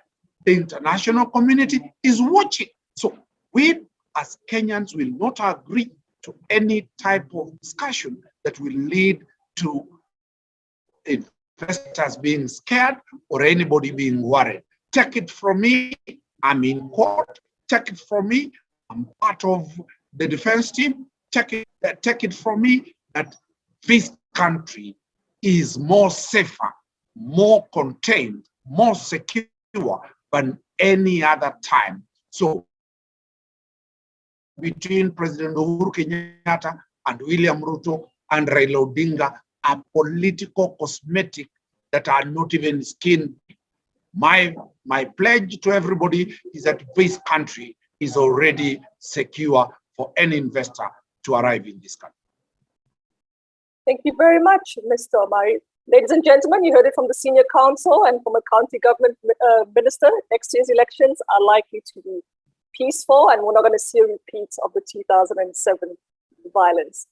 Mr. Omari, Mr. Kerich, I'd like to thank you very much for being so generous with your time. We've come to the end of our session. It's been very informative, educational on my side, and we've left a much clearer picture of the political environment.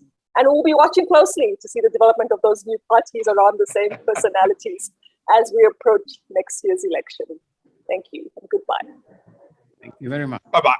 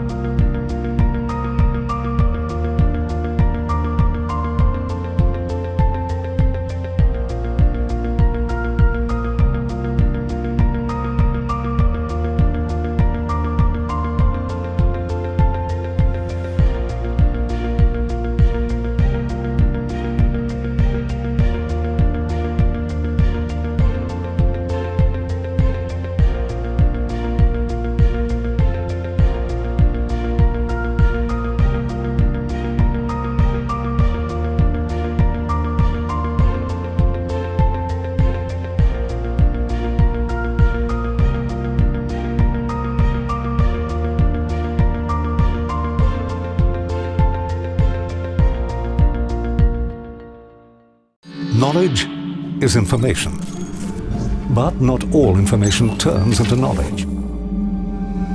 Today, every company leaves digital footprints in hundreds of different sources. But this information by itself does not tell you who it is you're looking at and what the risks of doing business with them are. Businesses can't exist in a vacuum. They need employees, customers, partners, contractors, investors. Good counteragents help a company succeed, create products, make profit, expand business opportunities. But what about bad ones? 49% of organizations around the world say that they've been victims of fraud or economic crime. 2/3 of Russian companies say they've encountered economic crime in the past 2 years. This is significantly higher than the global average. Every year, 15% of companies simply disappear, whether on their own initiative or because they're forced to do so by tax bodies, often leaving unpaid debts. If you want to minimize your risk, you need to find and analyze every scrap of information you can, identifying, analyzing, collecting facts. Processing big data is impossible without qualified specialists, experience, time, expensive equipment, new technology, machine learning, graphs. Spark Interfax gathers information from all available sources and converts it into knowledge, allowing you to see the world of business in its entirety with all its risks and opportunities. And there's no doubt that tomorrow we'll be able to understand the world of business even better thanks to the emerging digital economy, cutting-edge technology, and the availability of new information about the lives of companies. Knowledge decreases risks and creates trust, the foundation of any successful business.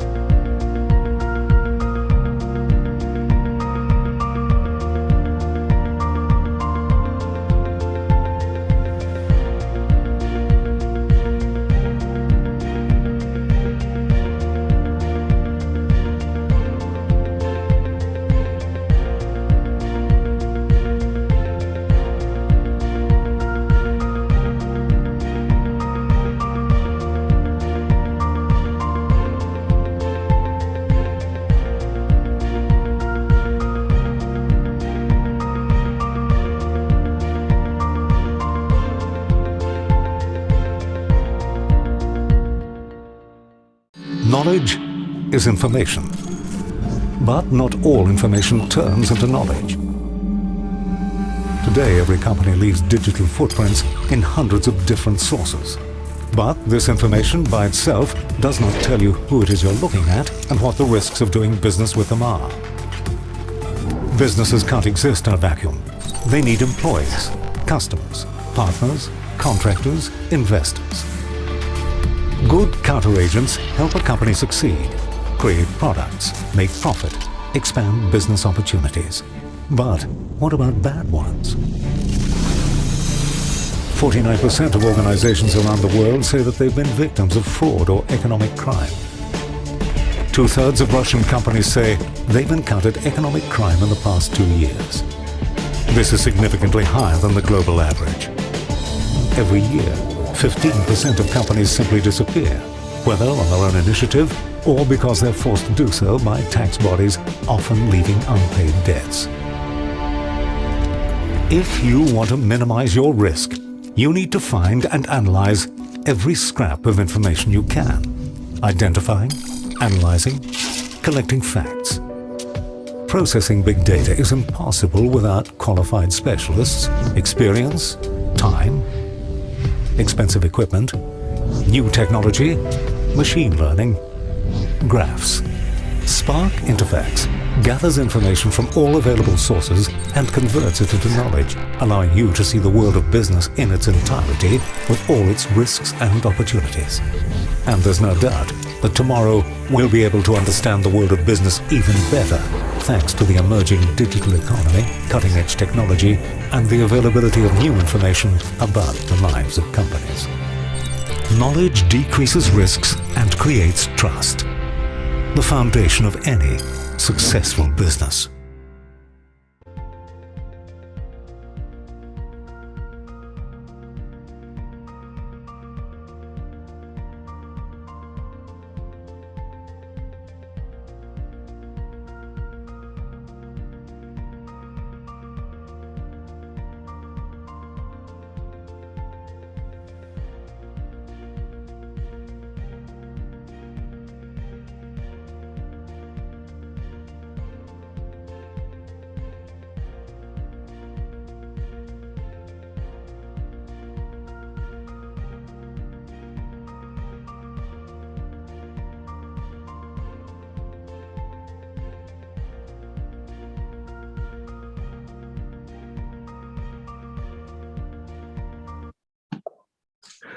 Welcome everyone. I'm Daniel Salter, strategist at Renaissance Capital, and the best part of my job is when I get to sit down with the leaders of some amazing companies.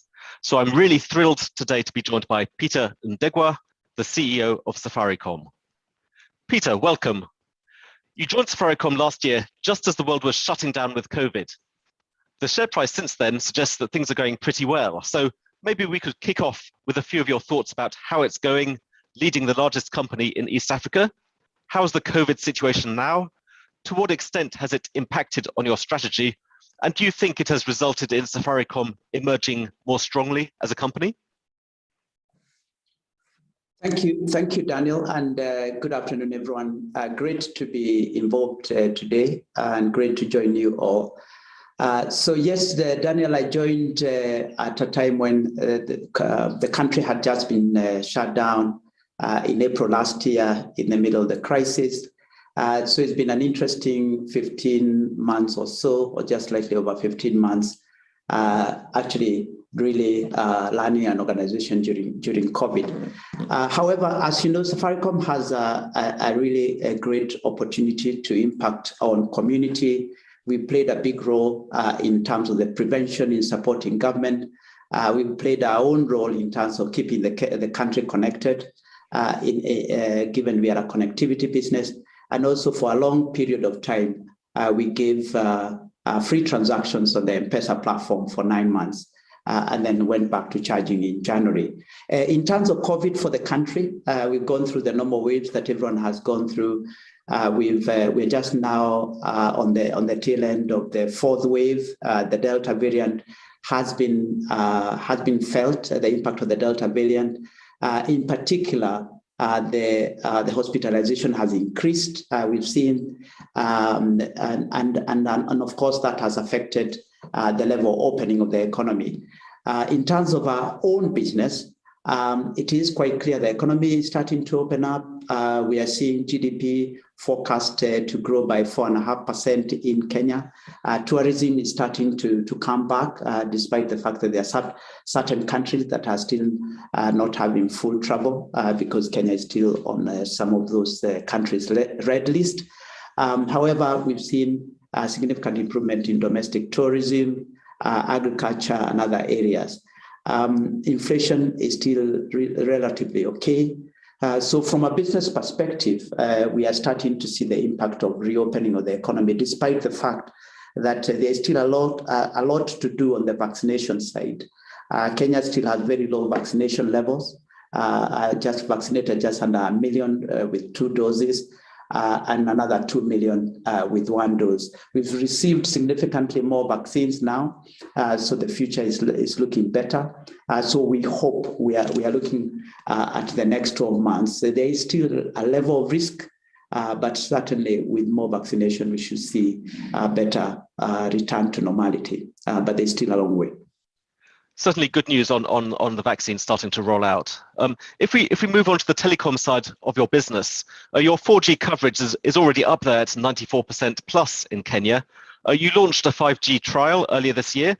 When are you expecting to see the first commercial launch of 5G in Kenya? What do you see as the challenges with 5G? And are you actually seeing much visible upside from a 5G rollout at this point? So great question, Daniel. During the past 15 months, we really accelerated rollout of 4G. Our intention as a company is to commercialize 4G. Although we are at more than 90%, mid-90s in terms of coverage, we need to accelerate device acquisition. So penetration of 4G-enabled devices is still in the 20s. Our intention is to get it to mid-70s in the next 2 to 3 years. So there's still a lot of runway to go in order for us to really penetrate the economy. And we see a lot of consumers, up to 15 million consumers, customers are still having 2G phones. And our intention is to really accelerate that. So our focus is less on 5G, but more on 4G. Through the device acquisition, improving customer experience. Of course, we do see 5G as the future, and the initial use case will be fixed wireless instead of fiber. We're accelerating our fiber rollout, but 5G will play a big role in terms of fiber. Clearly, with the devices only in the 20s for 4G, you can imagine it's much lower on 5G-enabled devices. So we do expect that to take some time. Of course, there is still a significant opportunity to use 5G, whether that's on enhanced mobile broadband, mission-critical communication, but also IoT. But these are technologies of the future, and we'll learn from the group, both Vodafone and Vodacom group, in terms of some of the ways that we can leverage some of those learnings to keep moving on. But from a customer perspective, our intention is to start with fixed wireless. So it will take time for us to fully commercialize 5G. Now, you're clearly a very tech-driven company, but at the same time, you own quite a lot of physical assets, what people call passive infrastructure in Kenya, towers and fiber, etc. Are we yet at the stage where you would consider starting to outsource these to independent companies, maybe to free up capital if you want to accelerate your international expansion or for other purposes? What are your thoughts there? Yeah, so Daniel, we are always looking at options, and in particular now that we've started to expand beyond Kenya into Ethiopia, and I'm sure we'll talk about Ethiopia in a minute. We are looking at at our infrastructure. At the moment, it's just at an exploratory phase in terms of sharing, but also working with tower companies. We've worked with tower companies in the past. Our intention at this stage is not to do something really dramatic, but we'll continue to evolve this strategy to the extent that we need additional funding. We will explore any options that are available on the table to be able to leverage the infrastructure that we have. Okay, and we will indeed touch upon Ethiopia shortly, but just before that, stepping back a bit, I'm wondering, how much international expansion do you dream about at night? I remember that when you were at Diageo, you were overseeing around 50 countries. Should we see that as some kind of benchmark for your aspirations long term? Do you see room in general for new entrants across African mobile markets? And would you only consider expanding if you can do that hand in hand with your mobile money business? Yes, it's a great question. We came up with a new strategy, as we announced at the end of past financial year, to transform from a telco into a technology into a purpose-led technology company. That will mean expanding both our financial services, mobile, digital financial services offering on the M-Pesa side, beyond payments and credit into other areas subject to regulatory approval, but also going into other ecosystems in Kenya, such as agriculture, health, and education. But beyond that, we see geography as a key enabler of our growth. Of course, there are not very many markets from a GSM perspective that are still a one-player market. Ethiopia was one of the last markets, and we've just won a license. So our focus over the next couple of years will be to really commercialize Ethiopia, given it's the second largest country, huge opportunity to digitize, but also really enable connectivity across the country, and of course, follow it up with mobile money. We do see more opportunity on the mobile money, on the mobile financial services across Africa, and that's why we launched we formed the JV M-Pesa Africa as a JV between Safaricom and Vodacom, and to the extent that we can either go through partnerships or on our own, we will go. But from a GSM perspective, our intention is only to go into areas where we can leverage mobile money. To the extent we can, we will consider those. But over the next few years, the intention is to really commercialize and focus on Ethiopia. Okay, so if we do look indeed at Ethiopia in a bit more depth, what does the journey look like from here for Safaricom? I think the launch is already planned for next year, not far away. To what extent can you rely on infrastructure sharing to smooth the rollout? How and when does mobile money fit into the strategy? Is that from day one? And what are your thoughts on the possibility of a second new license being awarded? Is that on the cards anytime soon? So Daniel, I'll share with you just what is in the public domain and what we are allowed to share with respect to the government of Ethiopia and what they have announced publicly. In terms of the GSM side, yes, we are delighted to be winning the first international operated mobile GSM license. Our intention is to launch by sometime in next year. And we do have very specific population coverage targets as part of the license requirements. And we are currently going through the process of ensuring that we create the readiness to be able to launch. That will include putting infrastructure, ensuring that then we commercialize by having the right products and so on and so forth. In terms of when the mobile money will be available, previously the government had intended to open it up to foreign operators in 3 years. That has changed, and the Prime Minister mentioned it will be within a 12-month period of Ethiotel, which is the current operator, launching. Our understanding is that they are going to keep within that time frame, but I should emphasize that it is still not legally available to us to commercialize. And whilst there have been public statement about the intention to allow foreign operated companies to operate mobile money, that is still not in law. We expect that will be clarified in the next few months, and we hope that will be clarified in the next few months and what terms that will come up with. So I can't say very much beyond that, but other than to say we will be ready when it is allowed, when we are allowed to operate. to be able to put the right infrastructure, given our experience both in Kenya and across the region, to operate mobile money. Of course, this will make a big difference, both on the GSM side in digitizing the country, but also really accelerating financial inclusion, just like we've done in other countries. And I know that the various stakeholders within Ethiopia are very excited for the prospects in terms of ensuring that happens when we go in. And we're very much looking forward to following the story. Now, if we move on to M-Pesa, congratulations this week on having reached 50 million monthly active customers. That's quite a landmark. Now, in June, you launched the M-Pesa Super App. Could you tell us a bit about how that's going? Are there enough smartphones in Kenya for it to become a big business? What is the traction like so far with consumers, merchants, and the onboarding of mini apps on the platform? And in general, how broad do you think the ecosystem can become within the Super App at Safaricom? Thank you for that question. The 50 million mark is across the region.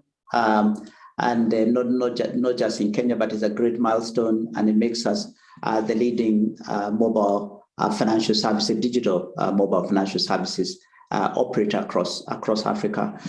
In terms of the app, yes, we are very excited, and it's our intention to be a customer-obsessed, digital-first organization, and that includes allowing customers to access their services through digital channels. And we see a super app that is operated by M-Pesa as a system of advantage.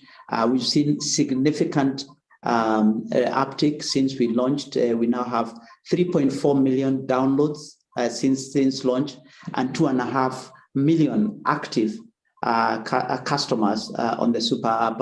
And we had launched the business app before. We have now 100,000 businesses active on the M-Pesa business app in Kenya, which is really fantastic. Equally, we are now putting in mini apps that allow customers to access more, so that when they go into the super app, they are able to do a lot of things, whether that is e-commerce, whether that is buy stuff like tickets or pay bills in the same super app. We are also seeing very good feedback from customers in terms of customer experience, which was a key enabler. And as I've said, our intention is to ensure that customer experience, customer journey is a big enabler of our success. It is not just the numbers that we achieve in terms of customer download, but the experience that we deliver to our customers, because that's what will give us the advantage to be able to attract an ecosystem, to be able to operate an ecosystem that allows customers to fulfill their lifestyle on an individual basis, but also empower businesses on the enterprise side. Yeah, we've seen some very powerful ecosystems emerging in other markets we look at, like Russia. So, I think it's a great idea. Now, M-Pesa is the most successful mobile money business in Africa, but we're now starting to see more operators, more independent players launching fintech solutions right across the continent. And I think what's new is that they're now getting access to the kind of financing that they couldn't really achieve before. What do you think keeps M-Pesa so competitive as a product? And what do you see as the key challenges for the platform going forward?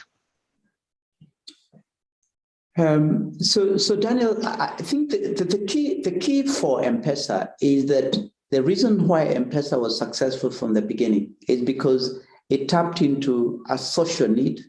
There was a large unbanked population in Kenya, and also there was a system that M-Pesa created through innovation that allowed customers to feel free in terms of interacting, and both, of course, starting with P2P, persons to persons transfer, continues to extend into credit, and now captures much more beyond that.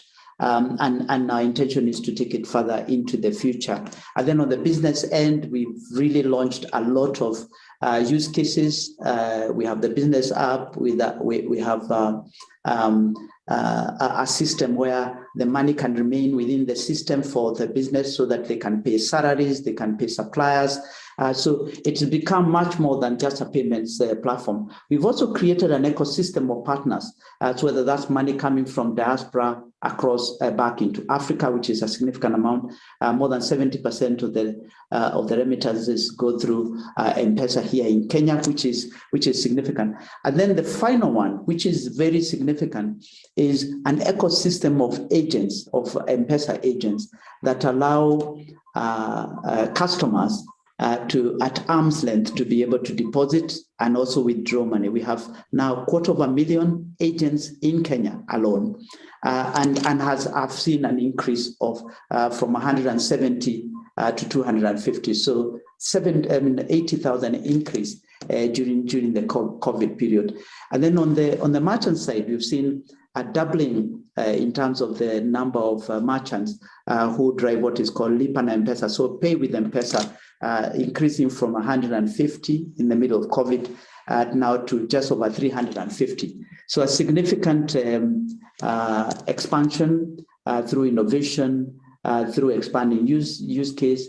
And of course, there will be competition, and we are aware of that. One of the reasons why we launched, we formed the JV in terms of M-Pesa Africa, is to have a broader market where we can negotiate deals that benefit customers more. We can build infrastructure once and roll out into markets. We can build products once and actually roll out in markets. And an example is the M-Pesa app, which once it's launched in Kenya, has been rolled out in Tanzania. It will go through to the other markets. And it gives us a regional systems of advantage that allows us to do much more for customers, both business, but also enterprise. Both individual, but also enterprise. Sure. Now, I know that some of your peers in the industry are considering spinning off their fintech arms. What are your thoughts about that? Do you see pros in that or cons, or what are your thoughts? I think it's clearly an emerging trend that the future is digital, the future is mobile financial services. So we do understand why other players are spinning off. At this stage, we are not planning to spin off. We may run the businesses a lot more independently so that we get a lot more benefit from focus on that business. But we see a lot of synergies between the GSM and the mobile financial service, the digital mobile financial services, in terms of the amount of information we have on customers, the way we can actually be able to tailor propositions to customers, both the enterprise but also individuals, but also in terms of the way we can share the infrastructure that we use together. To the extent that it makes sense in the future, we could consider it, but at this stage, we've been very clear with investors that we have no plans there. We have no immediate plans to spin off M-Pesa from the rest of the GSM business. Okay. Now, earlier in today's session, we had a roundtable hosted by Yvonne Mhango, where we talked to various experts about the upcoming elections. So, Peter, you'll be very relieved to hear that I'm not going to ask you for any predictions there. But you're a very high-profile company in the country. How do you approach the upcoming election cycle in Kenya? You are right. We are a very high-profile company. Indeed, we have the government having 35% stake. So we've already seen great support from key stakeholders within government because of the impact that this company has on the Kenyan society. Of course, elections are always moments to consider disruption and also plan for business continuity. We play a big role as a communication company to transmit election results. We will continue to do that. I will continue to support the Electoral Commission to be able to play its role to ensure that the elections go well. And our intention is to do that as an industry. We'll play our role. And of course, the elections are 12 months away. Sure. So there's a lot that can happen, and we'll continue to watch the situation. But I think the key part for us is we are We're a national brand. We'll continue to connect to Kenyans. And moments like this will step up to play our role and ensure the country transitions well through the election process.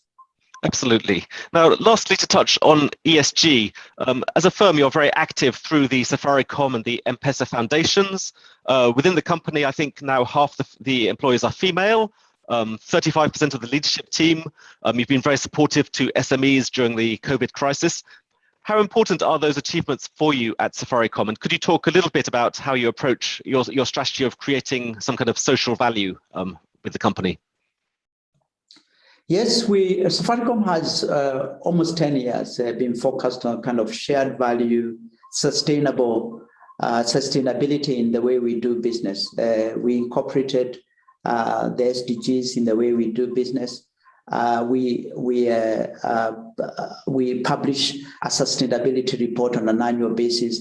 We get an auditor to look at the commitments we have made and what progress we are making around those commitments. So ESG is an important part, whether it's expressed through our commercial agenda, through the Safaricom business, but also through the foundations. Yesterday, if you looked at some of the LinkedIn sharing at the M-Pesa Academy, and it was great to see students who were just about to graduate. So we support education, health, and so on. So we are a business that is about transforming lives, and transforming lives translate into ensuring that we share value in a way that creates sustainability and also enables the rest of the economy to do well. So during COVID, we supported the country significantly. We are a big promoter of the SME, and SME will be a big part of our strategy into the future. We are going into new ecosystems like agriculture and health, and those are areas that will allow us to continue to play our role. Of course, M-Pesa is a big enabler of the role we play in terms of driving social equality and so on.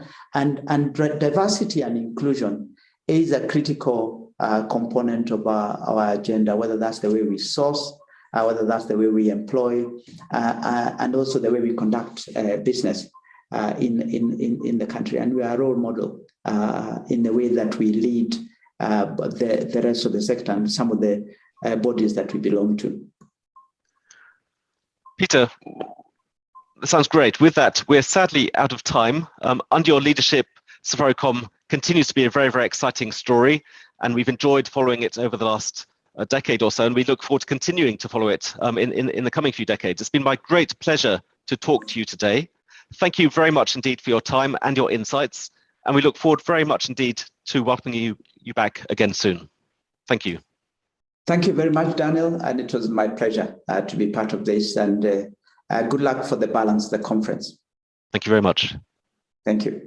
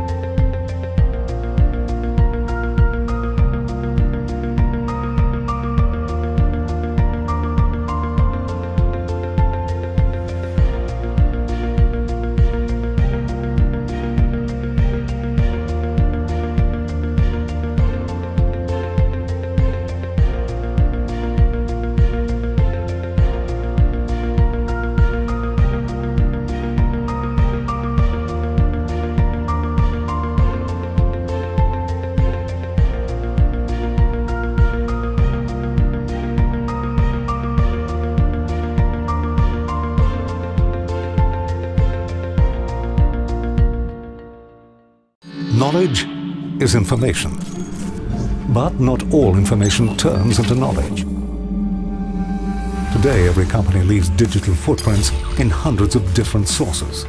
But this information by itself does not tell you who it is you're looking at and what the risks of doing business with them are. Businesses can't exist in a vacuum. They need employees, customers, partners, contractors, investors. Good counteragents help a company succeed, create products, make profit, expand business opportunities. But what about bad ones? 49% of organizations around the world say that they've been victims of fraud or economic crime. 2/3 of Russian companies say they've encountered economic crime in the past 2 years.